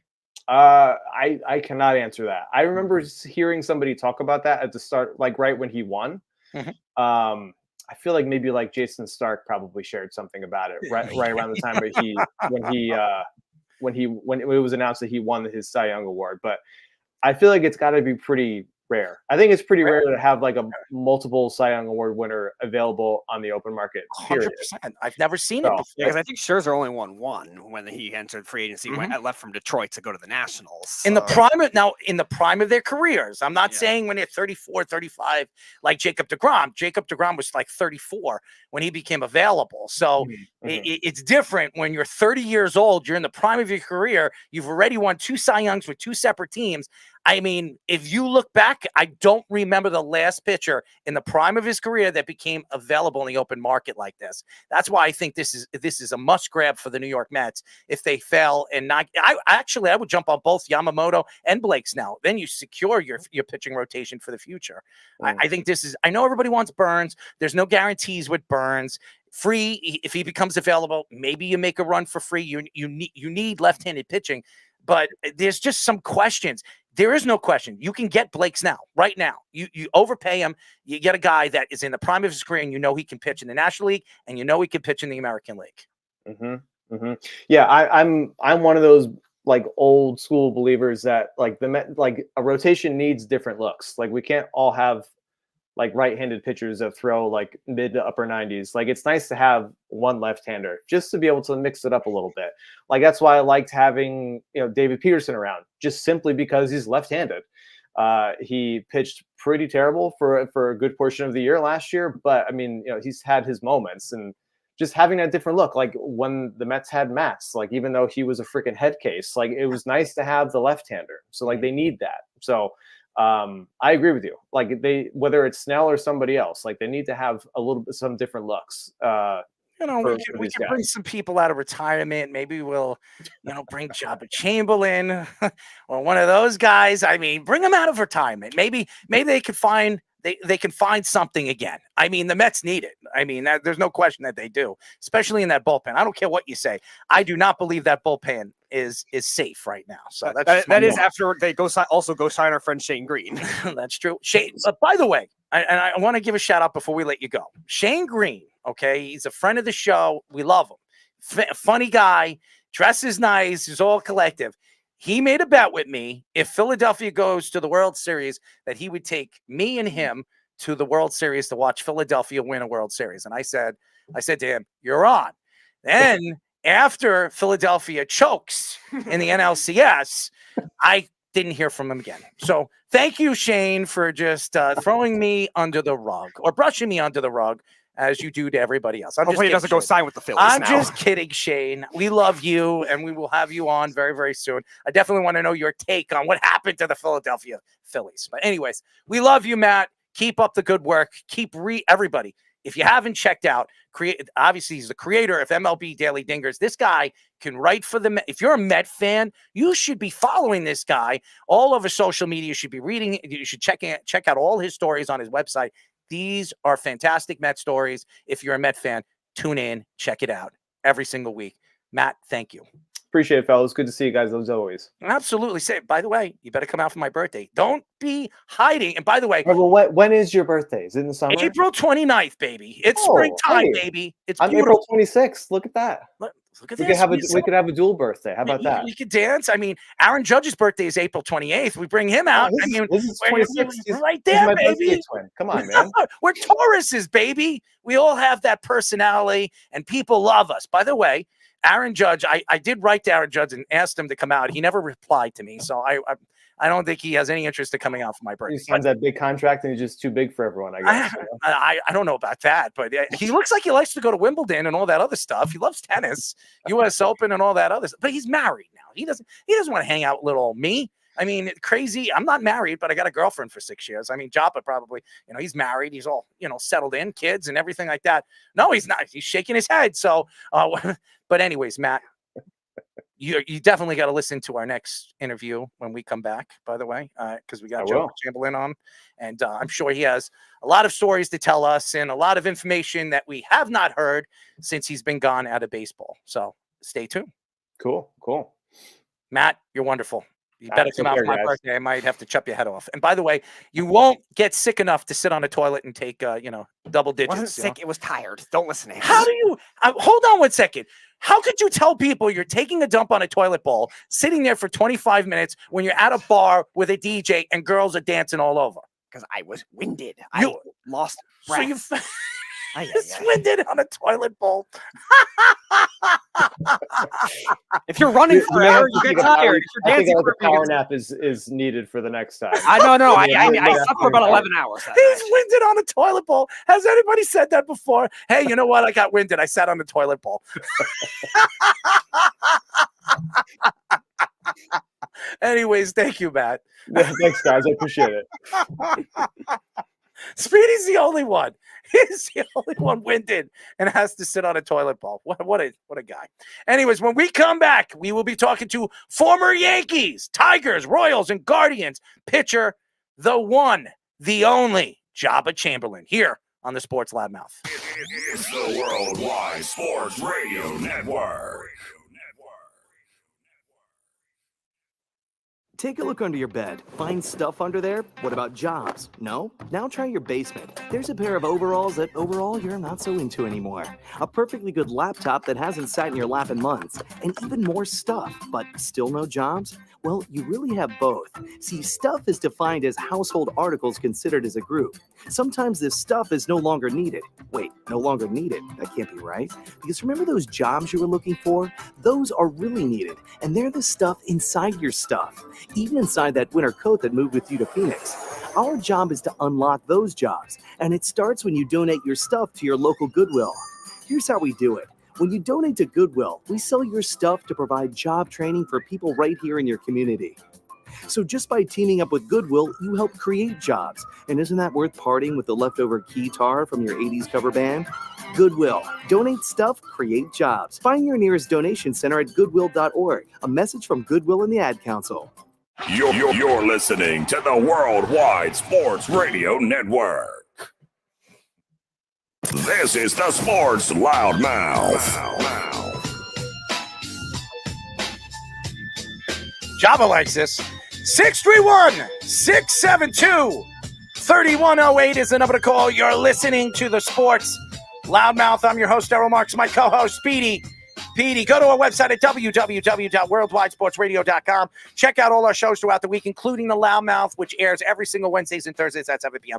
Great content, great guests, and yes, crazy callers. Tune in every single week to listen to the Sports Loudmouth and all our local listing shows. All you have to do is go to our website at www.worldwidesportsradio.com. As everybody knows, we had the creator of MLB Daily Dingers on, Matt Musico, and now, as everybody knows, Speedy posted it all over social media. We've had a lot of ex-Yankees on our show, and we finally have one of my favorites. Ladies and gentlemen, we are now talking to former Yankees, Tigers, and Royals Guardians pitcher, Joba Chamberlain. Joba, what's up, man? What's up, fellas? No, it just, happy and honored to be a part of it. And doing, I just had Torrey Hunter on my show earlier, and it's fun talking about these things. And like, it's so funny that you brought up Greeny, because I literally just FaceTimed with Shane the other day, and we were talking about like how he's trying to, when you guys are talking about what you guys are doing and like free agency and all the other stuff, like Shane's now 35 and he doesn't throw 100. And so that it's completely different. And we were talking about it, because I'm going through the same thing with my son. Mm-hmm. And so my son is graduating high school and going into the college world. So it's kind of funny just listening to you guys do that and, bring up old names. But yeah, no, man, it's an honor to be on your guys' show. And I appreciate you allowing me to be on. Honors all ours, by the way, because you are Mr. Joba Chamberlain. By the way, just so you know, I'm wearing your jersey backwards. I wanted to do it on the show because growing up, when you were called up, you were one of those three pitchers, if you remember, that everybody was talking about. And I, with you, your personality, who your father was, and what you and your family stood for, you grew up a Yankee fan. You always wanted to be a Yankee. And then stepping on the field for the first time as a New York Yankee, what was it like? What was how proud were you, not only as a son, your father growing up a Yankee fan, but what was it like stepping on the field and stepping on that pitching mound and pitching for the New York Yankees? I think the craziest thing is like going through the process. And I actually, the first time I stepped on Yankee Field in the old stadium I was going to get my passport so I could get to Toronto to make my debut. So I wasn't even pitching. I wasn't doing anything. And I walked through, and it was like, growing up, we got to watch the Braves every day. Mm-hmm. So as a baseball fan, like, you understand what they did. And as a baseball fan, you're a Yankees fan. Like, and that was just because I loved baseball. I mean, my dad taught me to write books since I was 3 years old, old school book, like, get it, write it down, do it.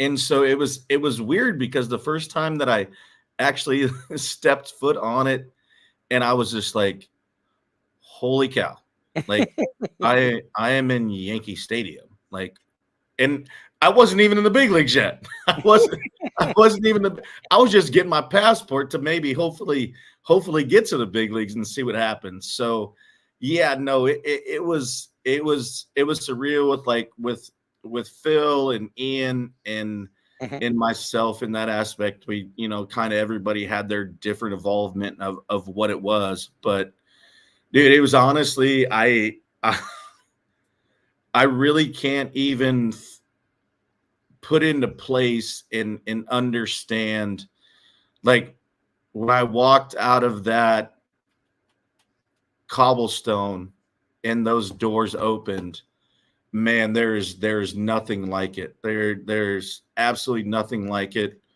The history, and to be fortunate enough to play and win a World Series the next year, and it was just there's nothing that I can even gravitate to other than becoming a father. That is the coolest thing that I've ever done.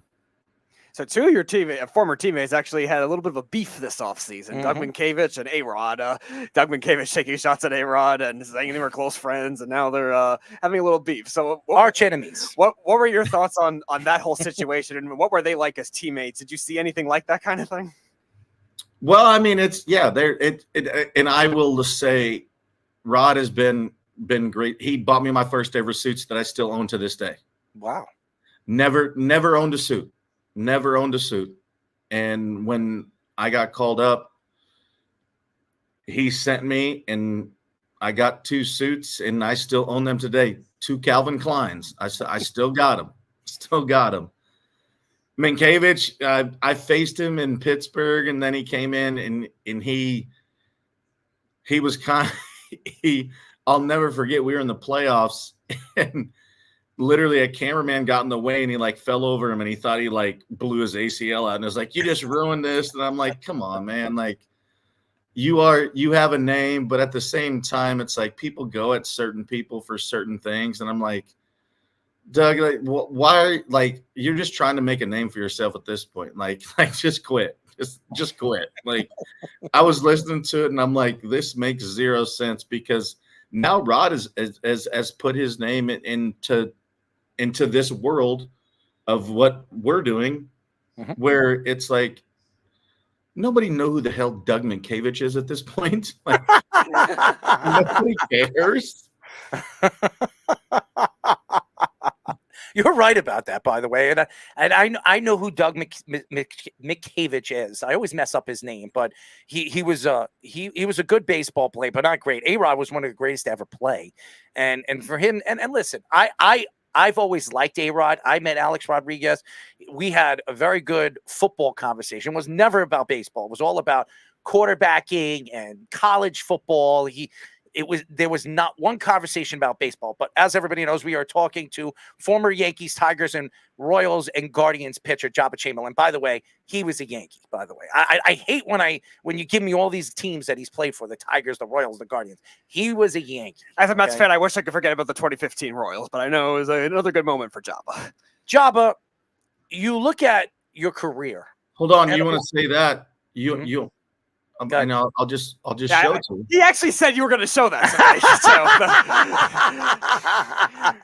I did. I called it. I said, I bet you Joba is going to show us his Kansas City rig. Well, I can't show it because my dad wears the Yankee one every day, so I can't steal that from him. I remember that year because you guys beat the Blue Jays in the ALCS. I wanted them. I wanted the Mets to play the Blue Jays so badly because I thought they were kind of like top heavy and not overly deep. I was afraid of you guys because you had all the hitting talent on the stolen bases, and the Mets couldn't hold on base runners. I'm like, oh, why do they have to play this team? But it happens. It happens. So we go back with the Yankees, and there's a lot of questions, and I'm not blaming anybody, but there's quite a few people. You can blame Cashman. Go ahead. Yeah. Go ahead. Yep, I'll throw that out there. You go. All right. I can say whatever I want to say at this point too, and and he just signed an extension too, and I don't understand it, but that's neither here nor there. So we go back with the New York Yankees and your career, and there was a lot of questions on why the Yankees decided to move you in the starting rotation. I believed you were the future closer for the New York Yankees when Mariano Rivera would retire or decide to step down. You were the guy. I believed you were going to be the shutdown closer for the next 10, 15 years. And for some reason, with the Joba rules and all the other stupid things Brian Cashman did in those years, it ruined you. It hurt you. It hurt your growth. It hurt everything about what you stood for and who you were as a starting pitcher or a relief pitcher / starting pitcher. What were your thoughts when all these things were coming out and really everything started to happen and started tearing down from your career? Well, your career with the Yankees. Well, mind you, I still played 11 years, so I still did okay. With the Yankees, you know what I mean? Mm-hmm. Yeah, and I understand that. And the one thing I will say is I got the greatest opportunity to do things that nobody has ever done in Yankees history. And, I spent 2.5 months in the minor leagues and that was it. Mm-hmm. And then came up and did the things that I did. And the one thing that I will continually say is I would have folded towels if I got to the big leagues. Like I would have done that. I don't care. But it's the one thing that I go back at and, I look at it and the understanding of what it was, because I didn't have enough leverage at that point to be able to say, I want to do this. I want to do that. Like, I want to pitch. I want to help this team win. I want to be a part of it. And, now looking back, like, obviously I didn't have that opportunity. The one thing I wish they would just have done was the consistency. Mm-hmm. Like either say you're going to start or you're going to relieve and then leave it be. Like there was 4 or 5 times during spring training where I went back and forth. And it's just hard to do. Like this game is hard enough. Like it's hard enough when you have the consistency to do what it is. And I never had that opportunity. And I'll give a story. We were in Baltimore, and they wanted me. I started in spring training, then they moved me to the bullpen, and then they wanted me to start again. Well, game's on the line. I go out, get an out in the 7th, go out in the 8th, get out of the inning, and they wanted me to build my pitch count. They literally told me to wait. I ran to the bullpen after the game, after Mo closed, to get more pitches in. And I was just that's the thing that I look at in the understanding of Odo. I wish there would have been consistency, because look at Phil Hughes. They let Phil Hughes do it because they moved him back to the bullpen too. But he had a 4+ ERA, but they let him start every 5 days. They never let me do that. Never let me do that. And he was an all-star. Actually, he lost the all-star game that year. And you got to do that. And that's the only thing I can honestly say is I wish there was more consistency of just telling me what I was going to do. Yeah, I want to ask, because the pitching now is a lot more based on creativity and versatility. Do you think that kind of thing, like you saying, that affects the mentality of a lot of these pitchers even today, or do you think they're more used to it now? No, I think now there's more defined roles. There's more defined roles in what they do. And at the same time, it's like you got everybody throwing 100. Like, I mean, that's just it's a different world now. Like it is something where when I came up and every aspect that I did, and I created kind of a different anomaly, and I understand that.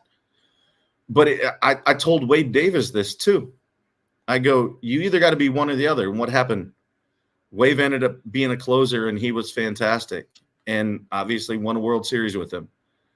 And it's just now I think there's more defined roles consistently. And as Yankees, what like Michael Kling and Clark Schmidt and those guys, like we've seen back and forth, and we've seen up and down, and we've seen all that stuff. And I think there's just more distinctive roles in what people are, and they are better suited for it because they know exactly what their role is. Interesting. As everybody knows, we are talking to former Yankees pitcher. I was going to say all the other stuff, but I'm going to say Yankees pitcher, Joba Keep Chamberlain. that. It was most of my career. You can keep it. Yes, I listen. You're a Yankee. I'll always remember you as a Yankee. Your whole career was practically. I mean, literally. You know how much money people have asked me for this flag because I stole it. You know, the infamous, flying insect game. I know you remember this because it was the one game that just didn't make sense. It was a playoff game. It was in Cleveland. The so much flying, all this, I don't know what you call it, bugs, insects flying They're around. Midges is what they're called. Midges. I'm sorry. I've never seen anything like it. Okay. It was the most ridiculous, crazy thing I'm watching it right now as we're speaking to you on what happened. Joe Torre's standing there and he's shaking his head. What's going on? He steps out, he's walking to the mound, and you're getting eaten up alive. What was it like being attacked by all those insects during a big, huge game for the Yankees? It was honestly, I didn't think about it. I just, it's part of what goes through. Like you don't comprehend what's going on. You're just trying to get outs. That's what you're trying to do. And I'll never forget. And I've done 19,000 conversations about this. And the one thing, and that I always say is like, I was a kid. Like I was literally been in the big leagues for 2 months, and they're like, "Oh, you're going to save the team, blah, blah, blah." And Derek came to me and goes, when I got closer to the mound, the bugs got worse. So I didn't come say anything to you. And I'm like, "Oh, really? Cool, man. All right. Appreciate that." Like I'm over here just trying to hold by my jock strap. And you're just like, no, every time it just got worse. And no, I mean, I'd never really I didn't take it to whatever, man. And I'll be perfectly honest, and everybody listening and all the other stuff, I didn't do my job. And that was the shit that pissed me off the most. It was. Yeah, I buried a slider and Grady Sizemore scores, and I didn't do my job. It wasn't the midges. It wasn't anything else. It was I didn't do my job, and that was the frustrating part. And I hate that Joe said in his book, that's the one regret he has, is not taking us off the field. That was on me. That was on me. It wasn't on anybody else. It was on me, and I'll stand by this to this day. I will stand by it to this day, and understand if it was that bad, and I thought that we need to get off this field and everything, that was on me. It wasn't on Joe. It wasn't on anybody else. And I will take that to the grave. And I didn't do my job, and it wasn't his to take me off the field, which everybody thinks that he should have. No, but it was completely on me. And that's the thing that I want people to understand, where I failed at my job. That's what I did. And it wasn't on him to be able to take it away from me. It was on myself to be able to be like, hey, just step aside. But as a 21-year-old kid trying to figure that out, I was just like, I got to go get to work. And I didn't do my job. Well, you have to respect somebody that actually comes out and takes responsibility. Not many players do such a thing. A lot of players will say, well, he should have done this and they should have done that. But you come out and you take the blame for it. And I respect you for that, Joba, because we've interviewed tons and tons of athletes, and I'm not throwing anybody on the bus. When it comes down to it, they're not going to take responsibility in certain aspects of their career because they've always been looked at as one of the best or the best at their position for a significant amount of time. So they never want to say, hey, you know what, that specific time of my career and that game or that particular event, that wasn't really my fault. That was the coach's fault, or that was the quarterback's fault, or that was the third baseman's fault, or the pitcher's fault, or something like that. They don't want to take responsibility for anything. So you have to respect somebody like you that actually will take full responsibility for that specific game. So that I respect you for. Yeah, and that for me is like, I've told everybody, I go, do I want to play this game to be in the Hall of Fame? Yes, 100%. But I would rather be respected more than anything in the things that I do, like in being a great teammate and doing those things. Like, I would much rather go down in the Hall of Character than I'd rather go in the Hall of Fame, because I wanted to be the greatest teammate. There has been so many people in my life that have made me to who I am, and I deserve and I need to credit them because they've made me who I was, and they made me the teammate. And I was like, I would rather go in the Hall of Character than the Hall of Fame, because now the Hall of Fame is the Hall of Average. That's true. And that's the way it is. And I understand that. And I would rather go in the Hall of Character of having great teammates. And I can call Torrey Hunter and he can come on my show. I can call guys that I played with and just have that. And I was like, man, I hope I did you right. Like, I hope I did. I hope everything that I played in my career and did the things that I did, I hope I did you guys right by being your teammate and your friend and laying it all out on the line. And that's it. I would rather be a Hall of Character than a Hall of Fame. 100%. So I have to ask this because you got the beard. I asked this to second baseman for the Nationals, Danny Espinosa, when we had him on the show. He had a big beard just like you. So who do you think is the best beard in MLB right now and when you played? And also, have you been growing it out consistently since you left the Yankees? No, I mean, it's always 5 o'clock shadow, but I have a deal with a bunch of buddies where we do No Shave November and we donate to charity and some other stuff. But man, it's the best beard right now. I mean, is it even a question? Hair and beard? Or are we just going beard? Either one is fine. I mean, really, there's nobody with a better beard. Go ahead, say it. I know who he's going to say. You want me to guess? You want me to guess? Yeah, go ahead. Bryce Harper. Trimmed nice, and I will not disagree with that, because he has a little bit of flow and all the other stuff, but he's a pretty boy. Just say it. He's a pretty boy. Go ahead. And you know what? Side note, before I'll finish this. Side note, he has proven that he is in an elite level, moving from right field to first base and doing it very unconventionally, and where they didn't miss a beat. I will be the first person to admit when he went to first base, and I was like, and he made that joint just absolutely he didn't miss a beat. His own, yeah. and it's he. I mean, he's a dude, and mind you, like I have very much ties to the Phillies, obviously, because of Tom and Kevin Long. I had Kevin Long on my show when they were in the playoffs, like, you know, and that's the fun part of it. But I wouldn't say Bryce has the best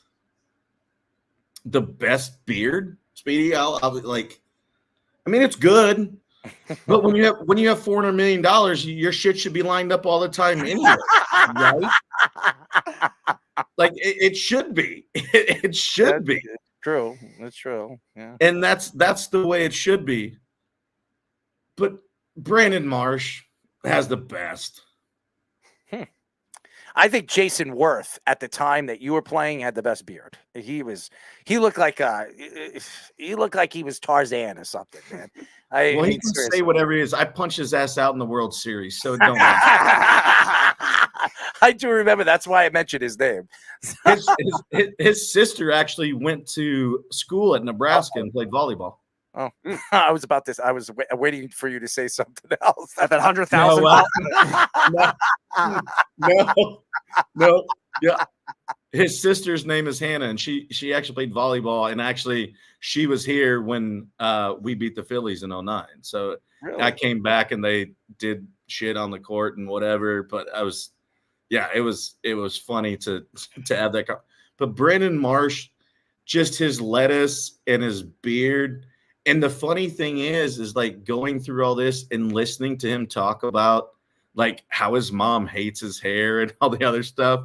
Like it is fantastic. And I've never met the man. I don't know him, but like, I just think he's a real dude that I would love to sit down and have a beer with and hang out. And I think he's great. Job was trying to petition himself to go re-sign back with the Phillies. I mean, I could just make a call to Tom's if I still throw. I got to throw BP tomorrow to my son. So like, there you go. You can definitely pitch for the Mets. That's for sure. Ooh, anybody can pitch for the Mets at this point. Anybody and nobody, unfortunately. Because the Mets try to bring in all these high-priced relievers and don't do anything. We are talking to former Yankees pitcher, Joba Chamberlain. You know, Joba, there are quite a few players that you play with, obviously Hall of Famers, superstars. What player really stood out from the most? I mean, obviously you play with Derek Jeter, the captain, play with Alex Rodriguez, all these great, Mariano Rivera, Andy Pettitte. You played with all these guys. Who stood out as the best leader for you as far as talking to you and speaking to you and kind of pushing you to be the player that you want to be? And who was the player that really you remember as the guy that really transformed you into the baseball player you became? Man, that's a loaded question, because I think when you become the player that you want to be, I think there's different dynamics. I think there are players that teach you one thing on the field. There's another one that teaches you to be a dad. There's one that teaches you to be humble. And it's obviously that comes from home as well. But man, they're literally, Andy Pettitte taught me, like, literally, I have 46 tattooed on my arm because it made me understand what it was to take time to be a parent.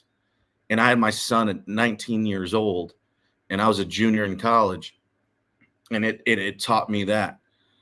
CeCe taught me how to take care of people, how to get everybody together.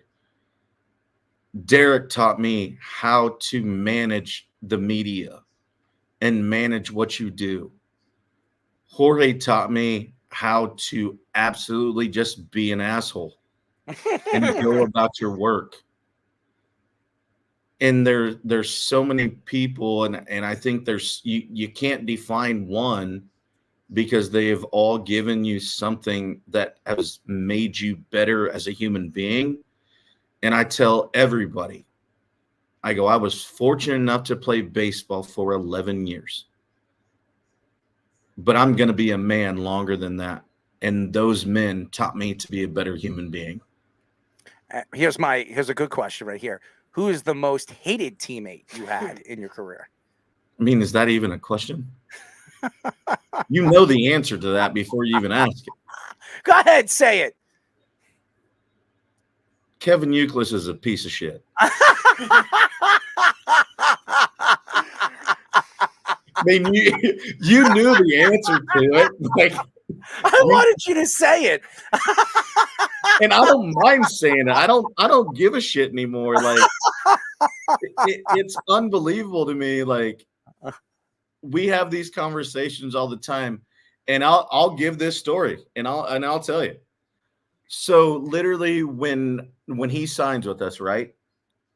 I literally called Jason Zillow, our PR director. I know Jason. And I'm like, hey, can I get his number, please? Like, let's just get this out of the fuck. Let's just get it out of the air. 3.5 months later, ignores me. I leave voicemails. I do everything. And he was like, oh, hey, I lost my phone in the ocean. I didn't have your number. I called Sushi for it. What? Like, what? Like, man, we're grown men. Like, it is what it is. But I'm like, really? Like, you're and you know what makes it even better? So obviously he married Tom Brady's sister. I was just about to say that. Yep.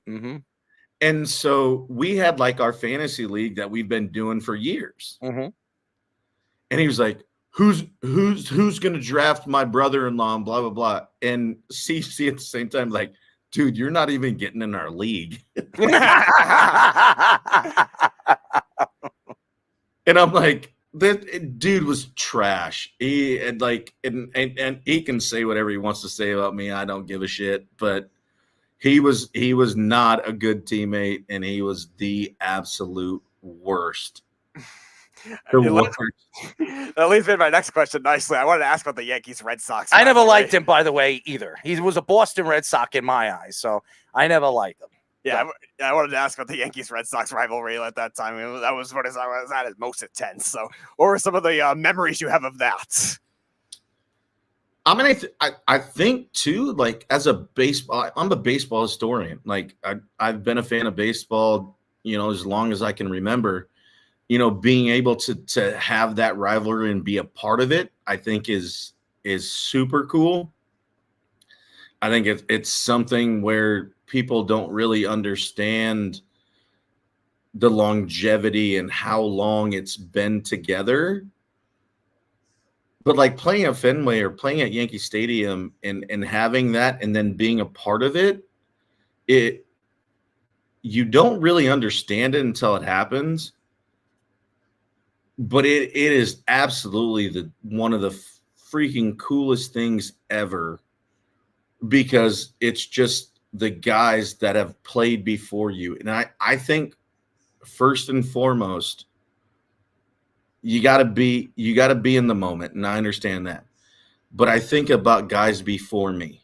And I think about all the dudes that have played, and Pesky Pole and all the other stuff, and all the guys that have played before me. Like, they gave me that legacy. They gave me that rivalry, and I wanted to uphold it. I mean, I got ejected from my first game trying to get my first save ever against the Red Sox. But I just think I think what we need to do too, and I'm trying to raise my son in this way, is you have to understand that the dudes before you have created exactly what you want to do. And, with, Matt Holliday's son and Andrew June's and everything that they're going to do. But man, we would never have done this if it wasn't people before us. And that's the thing. And like, that question is like, I wanted to uphold basically the rivalry. Like, I got to throw at somebody. I want to, come get me, come fight me. He never fought me, never charged him out, never did anything. So he can go do and kick rocks and do whatever he does. As everybody knows, we are talking to former Yankees pitcher Joba Chamberlain. Now, Joba, last question for me. You've done a lot of amazing things as a professional baseball player. What in your career stood out the most? What game stood out the most? What pitch stood out the most? What strikeout stood out the most? What player that you struck out stood out the most in that particular game that really stands out in your career? Oh, I mean, the one first and foremost is being able to win a World Series and have my father and my son at the same game. That by far is, it doesn't even, there's nothing that I can say where I could, without getting emotional, to understand that. And Cart, you know, now graduating high school and all that stuff. Yeah. He won't understand it, but that was the biggest one. But there's so many cool ones because I'm a baseball fan. Like, I loved power throwing right fielders and Jose Guillen, Ron Gant, Vladimir Guerrero, all those guys. Like, I love that. So I'll never forget my first year we're playing in Anaheim. And I promise you, I told myself, I go, you know what? He is the worst and the best bad ball hitter in the world. I threw a ball 101 right down the middle, and he fouled it off. And I thought it was the coolest thing that ever freaking happened. And I was like, that is awesome. And then I threw a slider and he missed it by 17 feet. So, and I punched him out. But those are the things when you ask that question. There was another one when Griffey was later in his career. He hit a foul ball probably 550 feet. It was long. But like, I'm literally like looking and I'm watching and I'm like, this is a dude I've grown up watching. Like, this is the coolest thing that I can see. Mm-hmm. And, you know, those are the things. Like, there's at bats that I remember. There's everything that I do. But I also, at the same time, it's like you have those ones. Frank Thomas is one that is really cool to me because I had Frank Thomas above my dresser when I was a kid. And I punched him out, and that was when the Joba rules. And then I fist pumped and did all that. And we were still at the old stadium. And this is at the same time where Goose Gossage came out and said, that's not the Yankee way. I go, fuck you, Goose. Like, that is.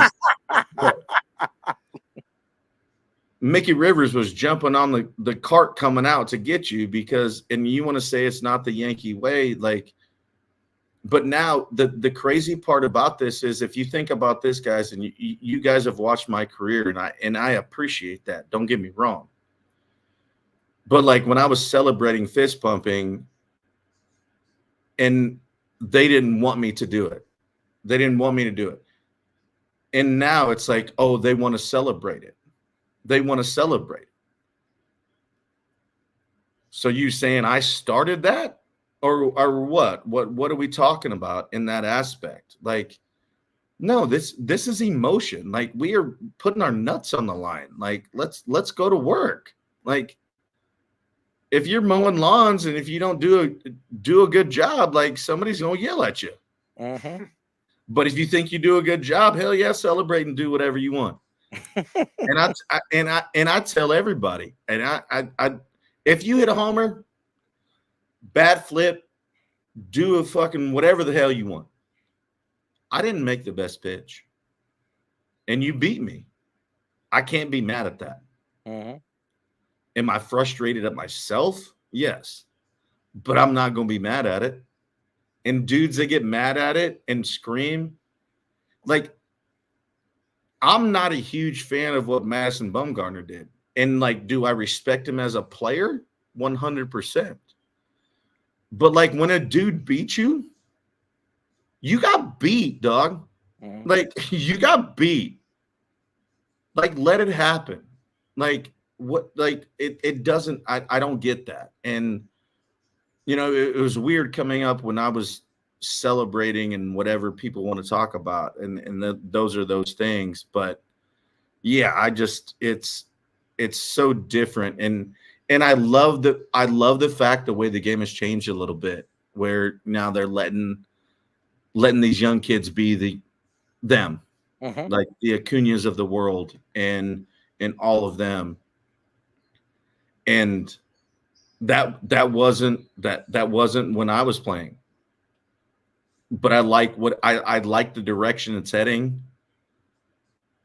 I don't think we need all the damn rules and all the other shit. But you don't like the pizza boxes? Come on, man. I mean, sometimes it's a little bit weird. You wouldn't like him if he was playing. Then he gets New York pizza during the game. That's true. I mean, I definitely would love that, because we don't have really good pizza in Lincoln, so I could. Nebraska doesn't have good pizza. Oh, that's true. Maybe Peyton Manning has to go buy a New York pizza chain and then bring it to Omaha, and he could call it Omaha Pizza. Oh, hold on one second. He's he actually hangs out in Tennessee. That's where he played football. That's true. Tennessee, actually, I'm having Eli on my show next week. Really? Oh, nice. Look at you, man, doing big things, Mr. Joba Chamberlain. I do know a few people. Do know a few people. Well, I believe you do, man. You know us now, okay?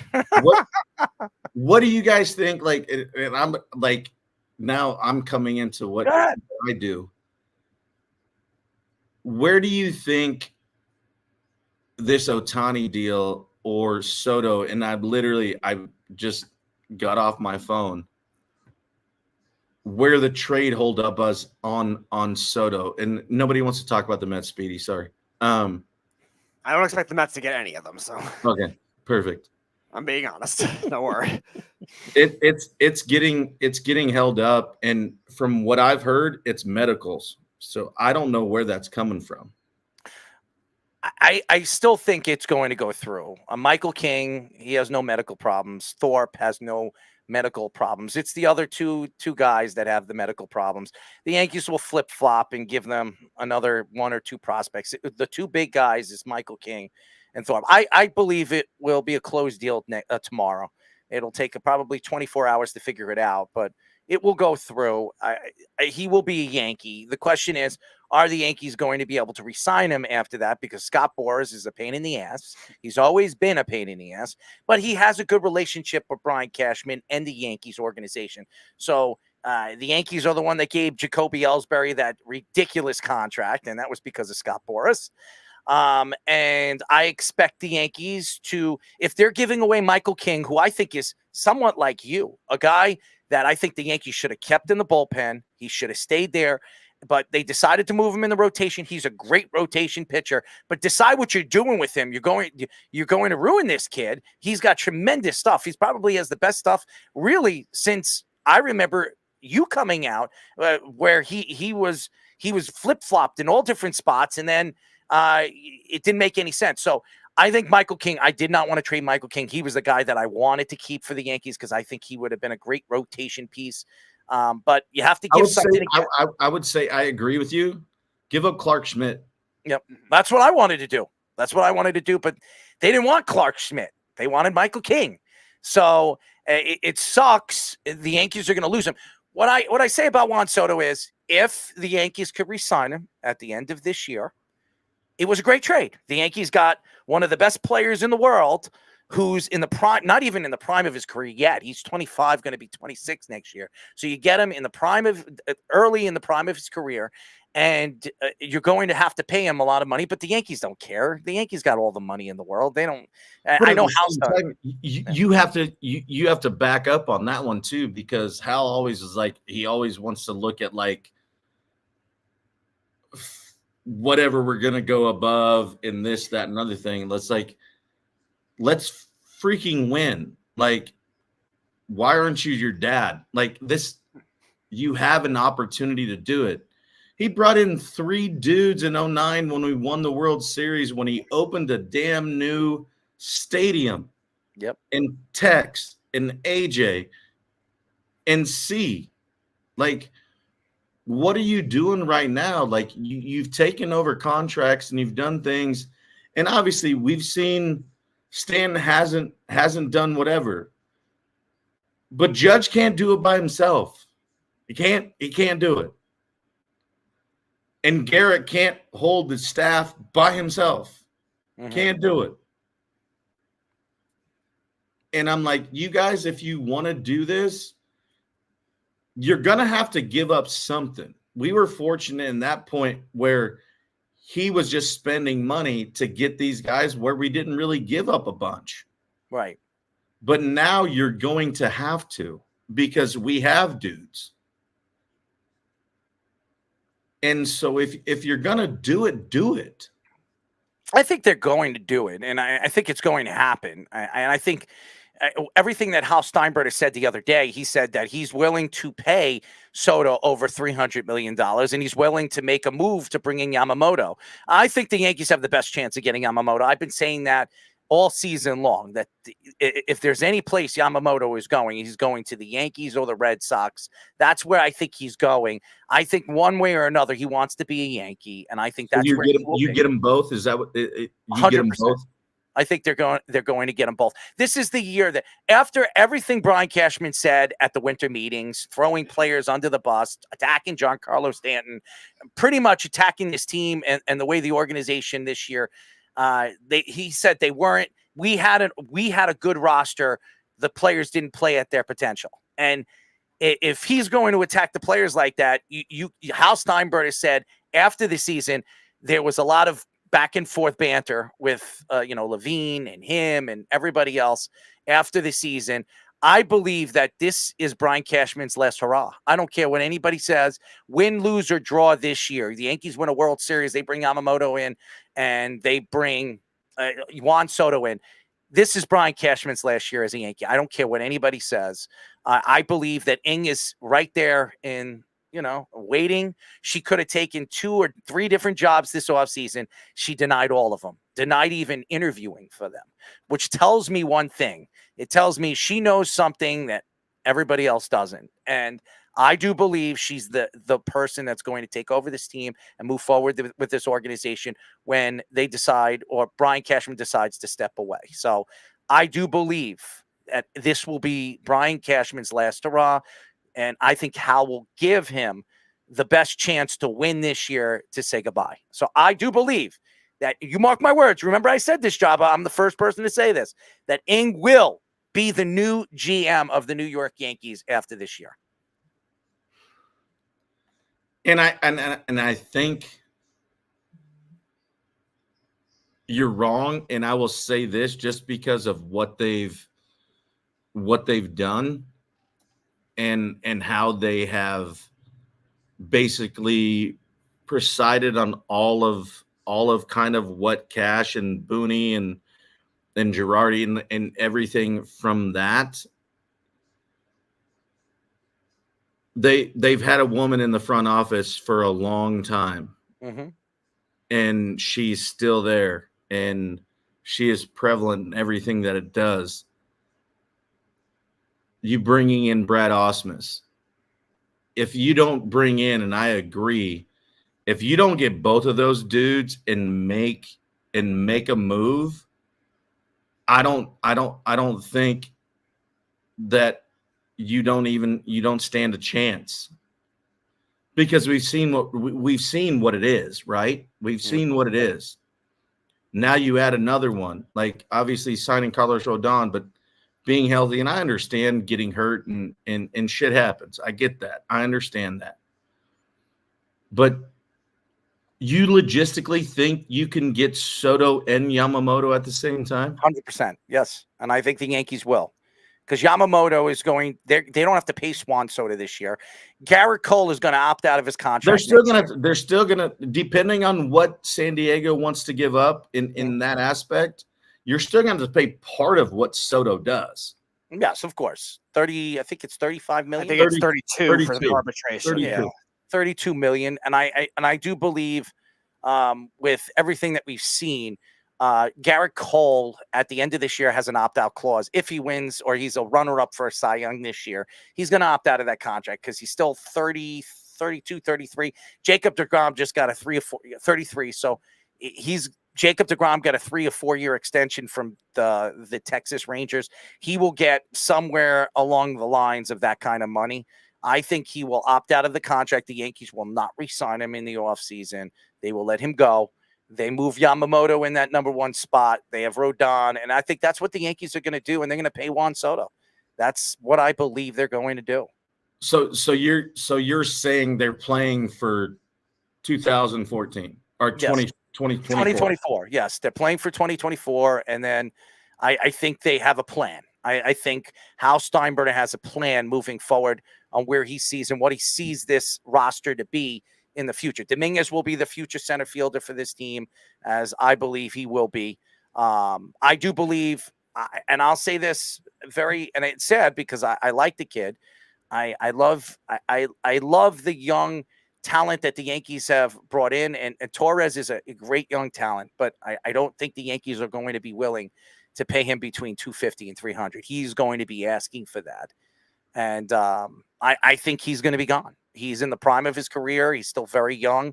And I think teams are going to look at a second base power hitter that can hit for average and hit for power to be, look what the Cubs did, adding a non-power hitter for their shortstop position. So I can see, and he didn't make, I think he won 180. Yeah, kind of he had kind of a down year. $180 million.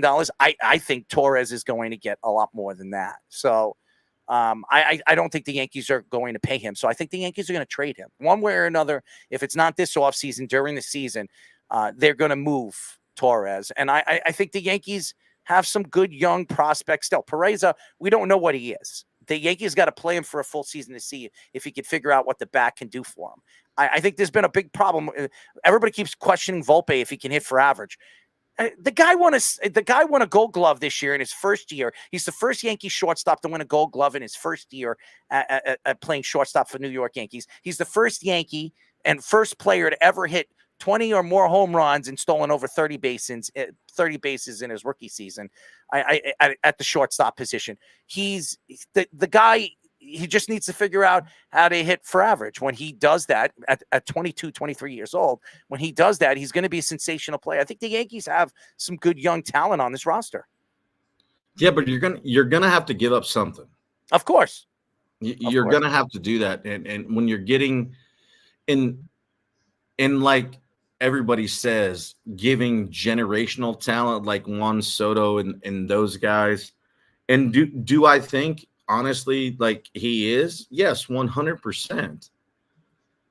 But you can't have all these other ones and not give up something. Like and that's where in our conversation is the understanding of who do you give up? Because you're gonna give up somebody. You're gonna give up somebody, mm-hmm. and you might give up two somebodies. So are you winning to win in 24? And like, all right, like you said, Garrett's going to opt out after he's done. What, like, let's win now, and then who the hell cares whatever happens after that? Like, who gives a shit? So I mean, I don't know that question, man. And it's me watching baseball and understanding it. I just don't understand what they're doing in the things that they have. Like, you're going to have to give up people.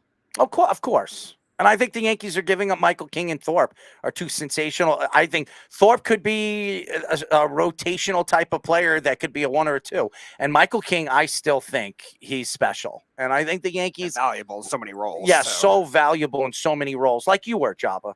And I think Michael King is going to be the big piece. The Yankees were not willing to trade Volpe or Dominguez, and they didn't have to. And we'll see how this trade goes. I think this trade is going to go through.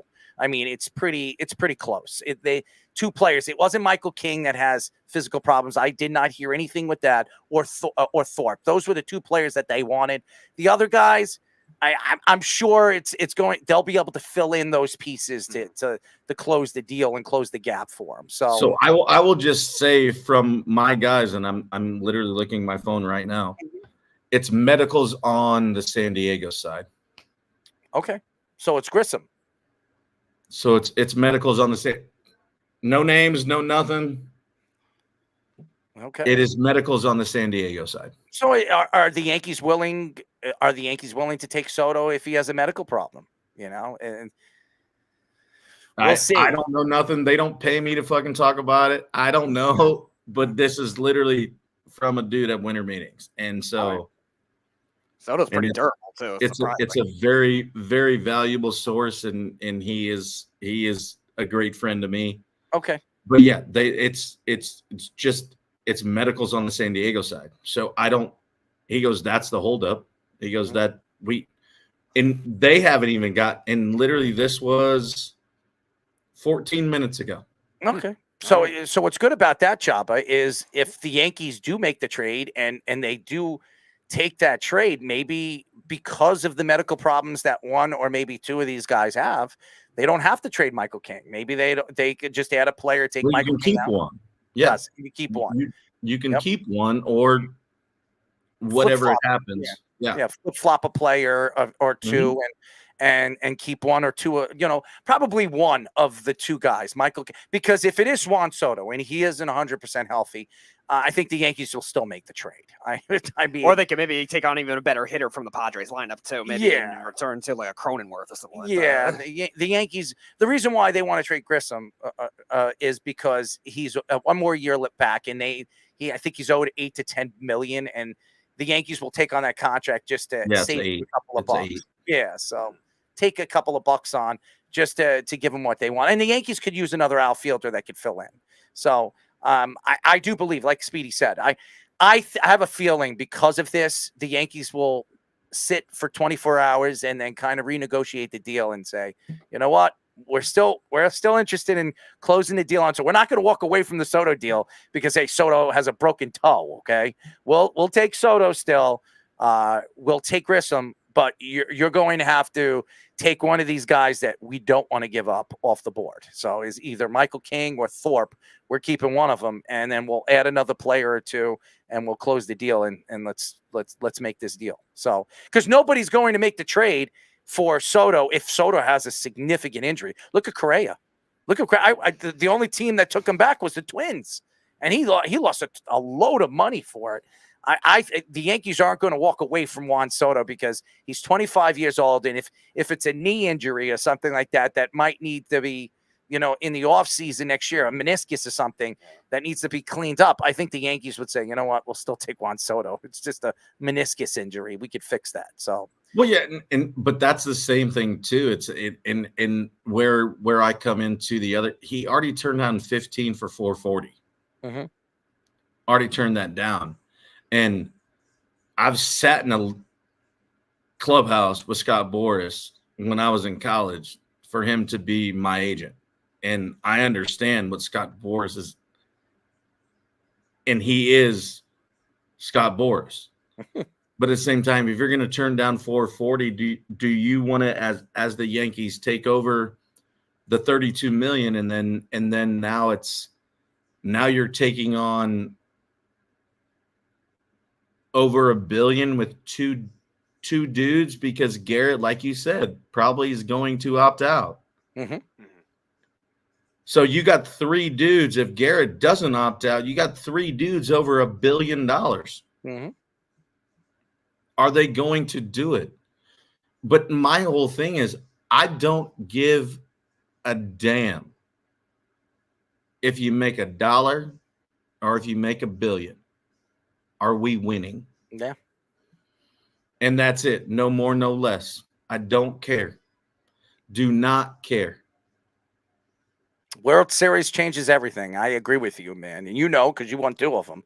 So winning a world championship and being on top of the world means everything to the New York Yankees. And when the Yankees are having the longest drought of their existence, and now you're going into the 14th season where they haven't won a World Series, you wonder when's the next time they're going to win. And And yes, the Yankees are going on a streak where I don't think it'll ever be broken. I think the streak now is 35 or 36 seasons with a winning record. I don't think you'll ever see something like this again. It is unbelievable. You say whatever you want, and Joba, you are part of this. You'll never see a winning, a team for so many different managers, different players, and still have a winning record. It is amazing. They're not winning World Series, and I don't know, everybody says it's all about winning World Series, but when you have a streak like this, it's impressive. You say whatever you want about the New York Yankees. You want to hate the Yankees, you want to love them, the evil empire. They're not the evil empire anymore because they haven't won in 14 years. But the fact is, this is a winning organization, and they will continue be winning. What scares me about that is that's the way Hal Steinbrenner is selling right now. Hey, wait a second. We've had winning seasons for 35 years in a row. How many teams have done that?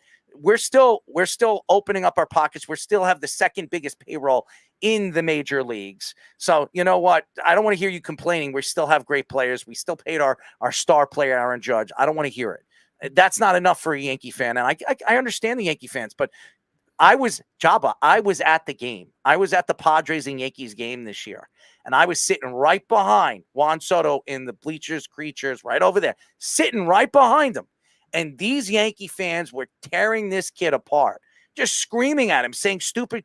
I'm not going to say it on the radio. I was about to say it, but saying, and I turned to them. There was like 5 of them. And I turned to them and was like, you do realize that this guy could be a Yankee in a year or two. What are you, an idiot? I mean, do you want this guy to be here? This guy is one of the best left-handed power hitters in baseball, and you're yelling at this guy and screaming at this guy and calling him all these disgusting names. So why not let it go? Why not bring Cody Bellinger? Why not? I don't want Cody Bellinger. I don't want him. I don't want him. I know you can get him. He has the pedigree. He grew up here. He knew what it is.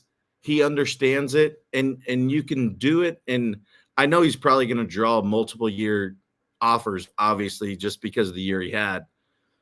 But I honestly will say this is I think he could be better fit for if you want to win in 2024. Because then you're not worrying about anything else. I agree with you because you don't have to worry about him leaving and fleeing at the end of the year. I agree with you with that. But I think Juan Soto, left-handed power. I know what you're going to say. So does Bellinger, and I understand that.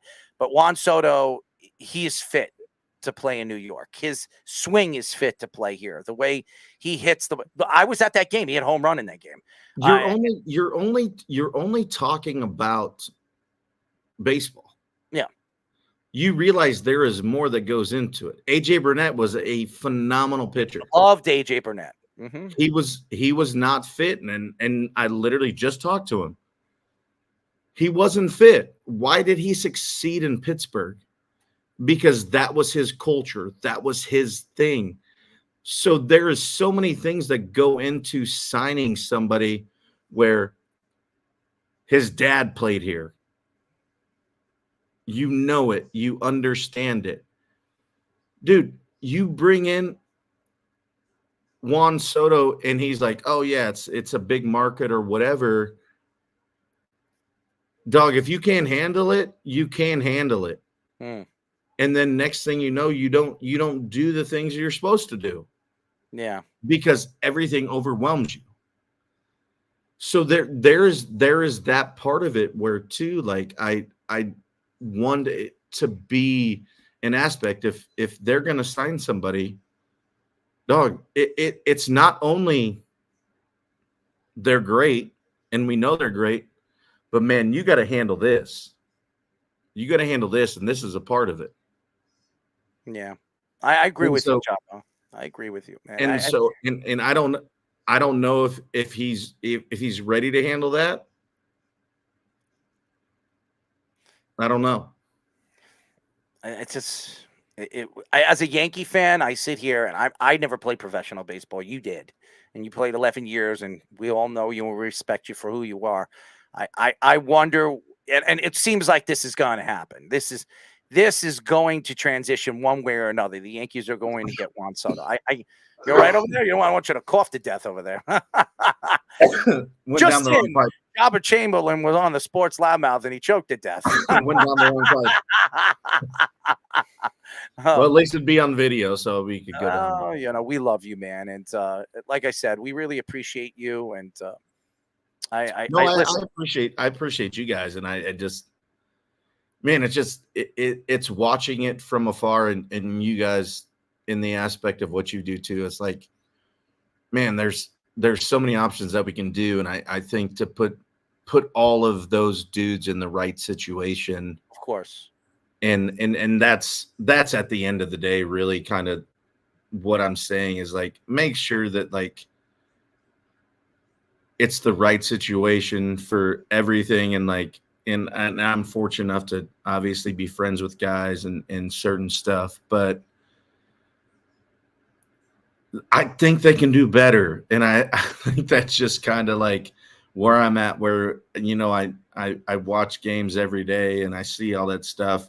And I think that's what you guys understand is like, when you talk about all of it, it's like, it doesn't matter what it is. It's just like, are they good? Or are they in the best position that they can be in? And I think that's really it. Well, I hope the Yankees are going to be in better position to win if you add a Juan Soto and maybe you get a Yamamoto. We'll see what happens. I don't know what's going to happen.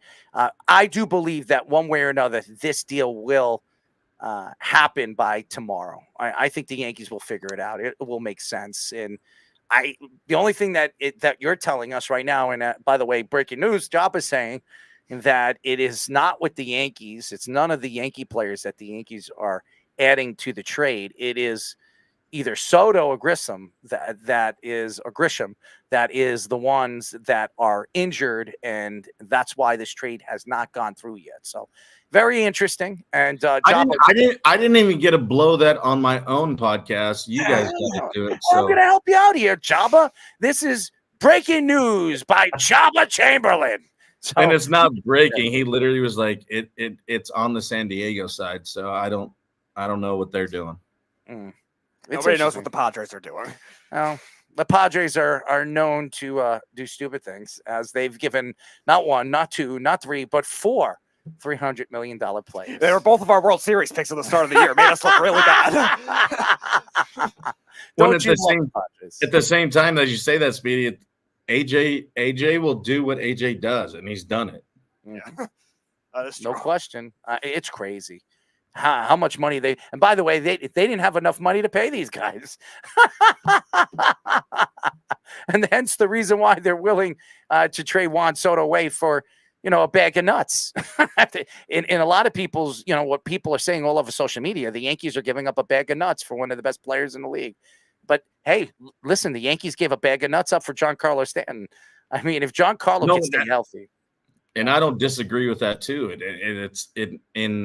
You look at all these guys too, and like, it's crazy because we were talking about this today and what CY's doing and everything. Like, he brought in dudes with culture that wanted to be a part and understood what they were trying to do. And not only on top of that, and I'm not saying Booney isn't the right dude, but then you bring Brad Ausmus, who was one of my managers. Mm-hmm. Where now you have that, like, you got to bring in dudes that are dudes. Like, you have to have the Brett Gardners of the world. You have to have those guys. And like, yeah, a Juan Soto is great. Don't get me wrong. Like, he's not. But I'm saying is, if you don't have the pieces to fit the puzzle, they don't fit. They don't fit. They should hire you. They should hire you. And they have seen that it hasn't fit. And it's the analytical part, I think, too, kind of has changed a lot of it. But also, too, like, why don't you have a dude that just has feel? Look at the last 3 World Series. Who were they? The last 3 World Series. Braves, Astros, Phillies. and then Snicker, Diamondbacks. Yeah. Dusty, and Bruce Bochy. You think they were looking at a damn book and they're analytical? You think they did that? No, they did not. And that is exactly what it is. And it's unbelievable to me to see how you guys want to be so analytical. CY went to Bruce Bochy and was like, yep, here. By the way, manage your team. By the way, Joba, I picked Texas to win before the playoffs, so everybody can eat it. I said it. You can sit on it. And by the way, the guys at the bagel shop and the pizzerias that sat there and they said, hey, Errol, I was listening to your show yesterday. I think you're on drugs. How could you think Texas was going to win? I said, hey, I've got a name for you, and you can seal it and deal it. Bruce Bochy. That's what I said. I said, best manager in baseball. He's been the best manager in baseball for a very long time, and you can sit on it. This is the 3rd time. This is the 3rd team he's taken to a World Series, by the way. 3rd. And he's won how many World Series now? 4. 5. No, it was 4. No, he lost to the Padres. Yes, he lost to the Padres. Yes. Oh, he did lost the budget. You're right. Yes, You're right. Yes, he's won 4, and I think he's a special manager, and he's going to go to the Hall of Fame. There's no question that Bruce Bochy is going to the Hall of Fame as a manager. And, Jim Leland just went in. Yes, by the way, love Jimmy Leland. I met Jimmy Leland years and years ago in Florida. He was at a Yankee game, and he was standing outside. He was hanging on the fence, and I was telling one of my friends, I was like, that's Jimmy Leland. And he was like, what the hell is Jimmy Leland doing at a Yankee game, a Yankee preseason game? I said, I don't know. Why don't you ask him? Was he your manager in Detroit, or did he retire the year before you got there? No, he was there before. It was the first year of Brad. Yeah. But he was always there. It was awesome getting to talk to him. And, he'd literally be sitting there smoking a cigarette and, just being him. Oh. And, it was cool listening to him on MLB Network yesterday, and listening to him just talk about how much the relationships, and that's kind of what we were talking about a little bit, is how much that means to win, and what that means, and to understand, and like why he always walked the outfield and why he always did that. And it's because it means something. It means something. And it's become so analytical in the aspect where that personal part of what it is, of like just getting to know somebody and knowing your guys, like, man, maybe he's having a badass day. Like, hey, you good? Like, just put an arm around him. You know what I'm saying? And it's just, I don't think that happens enough. And you have these old school guys that do that. And I think that's really an integral part of what they're doing, because it's important. Like I want my manager to freaking put an arm around me and be like, hey, you doing good? Errol, you doing good? Like, is everything fine? I don't know, Joba. I don't know why I was sitting on a toilet for 20 minutes because I was drunk and I was winded. I couldn't believe he got winded. Who gets winded and sits on a toilet bowl? Somebody that didn't want to dance in that current moment. I couldn't believe he said that. He was like, I got winded. I didn't know they were. I was like, who gets winded doing that? No. I was dancing before that, Joba. So it's his party. All of a sudden, his friend tells me that we're switching places all of a sudden, and I figured I went to the This is the truth, Joba. My sister's boyfriend was carrying around a bottle of tequila. Okay. And he gives him a shot of it. As soon as he drank the shot of it, that was not that time. That was an hour before. He went right into the bathroom. No, it was an hour before that. Don't listen to him. He's spreading lies now. Oh man, he can't handle his liquor, man. No, I was tired. That was an hour before that. He's lying. Don't Let him twist stories. Job, I could tell you stories. I won't do it on air on things that this guy, he's been working with me for 5 years. One of the most talented broadcasters in the business. I'm not going to lie. This guy analytically will blow your mind when it comes to sports. Analytically, he could tell you what the score and who hit what in the World Series in 1996. This guy is unbelievable. But Well, it wasn't the Braves because they won in 95. So that's true. That's true. That's right. We know who won in 96. But I will say this. We sit here and today and something I would say to you as a person and a person that I followed your career. I think your career would have went into that directory of being a Hall of Famer. You were a fantastic pitcher. I think Brian made a big mistake. I think he should have kept you in the bullpen, and you should have been the future closer for the New York Yankees, and you'd probably still be closing for the Yankees. I honestly believe that. If he kept you there, I think you wouldn't have had all those other problems in your career that you did. Honestly, and sorry to cut you off, but Errol, I'll tell you, honestly what it did. It made me a better man. And that is first and foremost. And I don't care. I don't care. I know it was handled the wrong way. And I know it was not done the way it should have been. But it made me a better father. It made me a better man. And I am thankful for that. I am grateful for that because I was pissed off. I would go to my room and I would be pissed.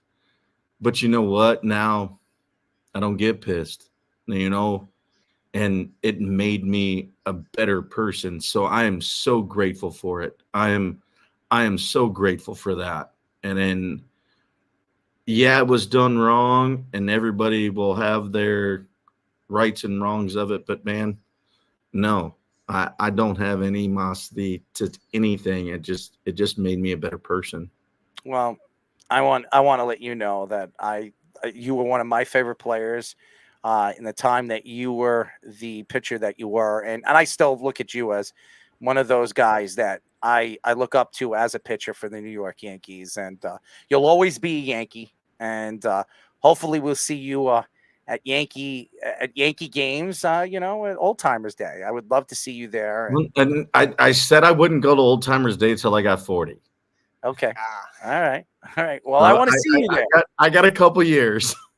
Oh, I want to see you there, Jabo. I think fans would love it, and you are a special player to a lot of fans out there, and it's unfortunate, but fortunate to see what you turned out to be as a father and as a brother, and as a person that really stands for what the Yankees were and what the Yankees still are. So thank you. And I want to get you on the show again. I want you to be a friend of the show. I'm happy that you've been on the show for over an hour. It's one of the longest interviews we've had. And you want to know something? A lot of these guests that we have on the show, they'll tell us like, I only have 15 minutes. And then they come on the show and they shoot I'll curse on the show. I don't usually curse on the show. Shoot the shit with us, and then they could stay on for an hour, and they're like, "Man, how time flies! I didn't think I could stay on a call for an hour." But we appreciate you, man, and stay in touch. And that's the same thing being in this in the same way, like having guys on. It's like if it happens to be 30 minutes, if it happens to be 15 minutes, if it happens to be an hour, like. It's just whatever you came on the show and it's organic. And I always want it to be organic. I don't want to be faked. I don't want it to be whatever. I just want it to be a conversation and just have fun with each other. And that's it. Like I said the same thing to Jerry. And he was like, "Oh, Turtle from Entourage, blah, blah, blah." And I was like, "Hey, we're just going to do like a 20-minute segment, right?" Mm-hmm. Well, an hour later, you're just telling stories. So It's about good people. It's about great things. And that's it, man. When people give you those things, no, that's not the people you want on your show. No. That's not it. So, man, I am happy and I'm honored and I'm privileged to be in this situation, and thank you guys for, asking me to be on the show, and you guys are doing really good shit. Thank you, And man. it's awesome, man. So thank you so much. I am proud to be what I am. I am proud to be Carter's dad, but at the same time, I got a dude rocking a Chamberlain jersey. I can't say anything else, I told you, man. I was telling him, I was like, I'm going to pull out the old Chamberlain jersey. I don't own a lot of I don't own a lot of Yankee jerseys. I own a Yogi Berra authentic Yankee jersey. I own a Don Mattingly jersey. Hey, do you have these? Hold on. I got to run out of my office real quick. Do you have these? Oh, let's see it. Hold on. Let's see this, Java. Let's see. What do we got? What do we got here? Who do we got? Jaba's grabbing it. By the way, I got that background Yankee Stadium picture right there. I got that picture. I have that exact picture that Joba Chamberlain has, by the way, ladies and gentlemen. Which one? The one right back there, I would say rectangular Yankee picture right there, right smack in the back between the umpire and whatever's on top of it. That I have that. That was our World Series in 09. Yep, I have that same picture, by the way. No, so do you have the Yogi Berra socks? No, I do not. I don't. I do not. I got to get them. I got to pick them up. Got to pick them up, Jaba. So I definitely do. I'm a Yogi Berra fan. I'm also, by the way, if anybody hasn't checked Yogi Berra's Netflix documentary, boy, oh boy, it's definitely a must see. Go check it out. It's on Netflix. Fantastic. Yogi Berra socks right there. And I know you knew Yogi. Yogi was always at the games and stuff like that. But you're the one of only Don Mattingly, Yogi Berra, and you. Those are the only Yankee jersey. Oh, and I don't have a judge. I have my own jersey with my own number, with my name on the back of it. I made it. It's authentic. That's it. But I have. Those are the only three Yankee jerseys I own. And you're one of my favorites. So I've grown up understanding, what you are and what you stand for. And I'm looking forward to seeing what your son's going to do. I know he's a baseball player, and I know he would love to follow in his father's footsteps, like a lot of professional baseball players, aka Vladimir Guerrero Jr. And obviously you said Bo Bichette, Jackson Holiday, Biggio, all these guys, and they turn out to be really great players in the league. So I'm looking forward to seeing what your son's going to do. And man, let's stay in touch. Speedy will send you my Twitter. Follow me, I'll follow you, and we'll be in touch, man. I really want to stay in touch with you. Sounds good. I appreciate you guys. Absolutely. Jaba, Thanks, a.k.a. Mr. Closing Chamberlain. Yes, ladies and gentlemen, and there is no Jaba rules here. This is all of Jaba. We'll call this segment all of Jaba. So there you go. Joba Chamberlain, ladies. And he has a nice beard, by the way. It's everything. I mean, he's taking care of that muff. And he's looking good, man. He's got more hair on his face than he ever had. Thank you to the Yankees. Anyways. Yankee facial hair rules. Gotta love it. Anyways, it's been a great show. And again, great guests, as we always do. Matt Musico, Joba Chamberlain, one of my favorites. And it's been a good get, man. Mm-hmm. Joba is a cool, collective guy. And I love his personality, and I love his stories, and he's down to earth. We had a great conversation. And listen, when you have a good conversation with somebody that actually loves the game and understands the game, you can go on and on. Dude, we could have probably spoke 2 hours with Joba Chamberlain, and it would have went as fast. So it's when you understand somebody and who he is as a person and understand what he stands for, that's the main thing you look for in an interview. So. And also take your shots at Kevin Youkilis. Well, I couldn't stand Kevin Youkilis. I never liked him. And if you ever watch, anybody seen Moneyball? If you ever watch Moneyball, the first player that what's his name again? Billy Bean. No. What is Jonah Hill play? I forget his name. Oh yeah, I forgot his name too. He was from Cleveland. Yeah. The first person he brought up when it comes to the Moneyball statistics and analytics is Kevin Youkilis. And as soon as he said, I couldn't stand, dude, he had the worst, stance, worst swing, ugliest swing. And I couldn't stand him on the Red Sox. I couldn't stand, I could understand what he is saying, Joba saying about Kevin. There you go. You have an ally. Listen, if I ever had Kevin Youkilis on this show, it would be very, very hard for me not to take shots at him as a person. Okay, because you could tell as soon as he married Tom Brady's sister, he like, I married Tom Brady's sister. Who the hell cares? So you're saying Who the hell's his so sister? you're saying that Tim Hardaway, you hated him as a kid and having him on the show 3 weeks ago, was the audition for Kevin Youkilis in the future. Listen, there's something about Timmy that I respect. Timmy knows that New Yorkers know sports. They know basketball. So I think Timmy respected the fact that he was coming on a New York, we're New York-based show. Now, obviously, we talk all sports, but we're based out of New York. Right. I think Timmy understood that when he was going to join the show, that he understands what we're all about and how we're going to be attentive on not attacking him in ways where it's going to make him feel uncomfortable. And I didn't want to, and I told him straight out, you guys heard what I said. I said, I didn't like you as a basketball player. So I hated you. And he laughed, he giggled, because I didn't like him. But as a person off the court and who he is and what he stands for, I respect Tim Hardaway. I respect him as a person, as a man, as a father. And I respect everybody. It don't matter if I didn't like you as a player. That doesn't mean I don't like you as a person.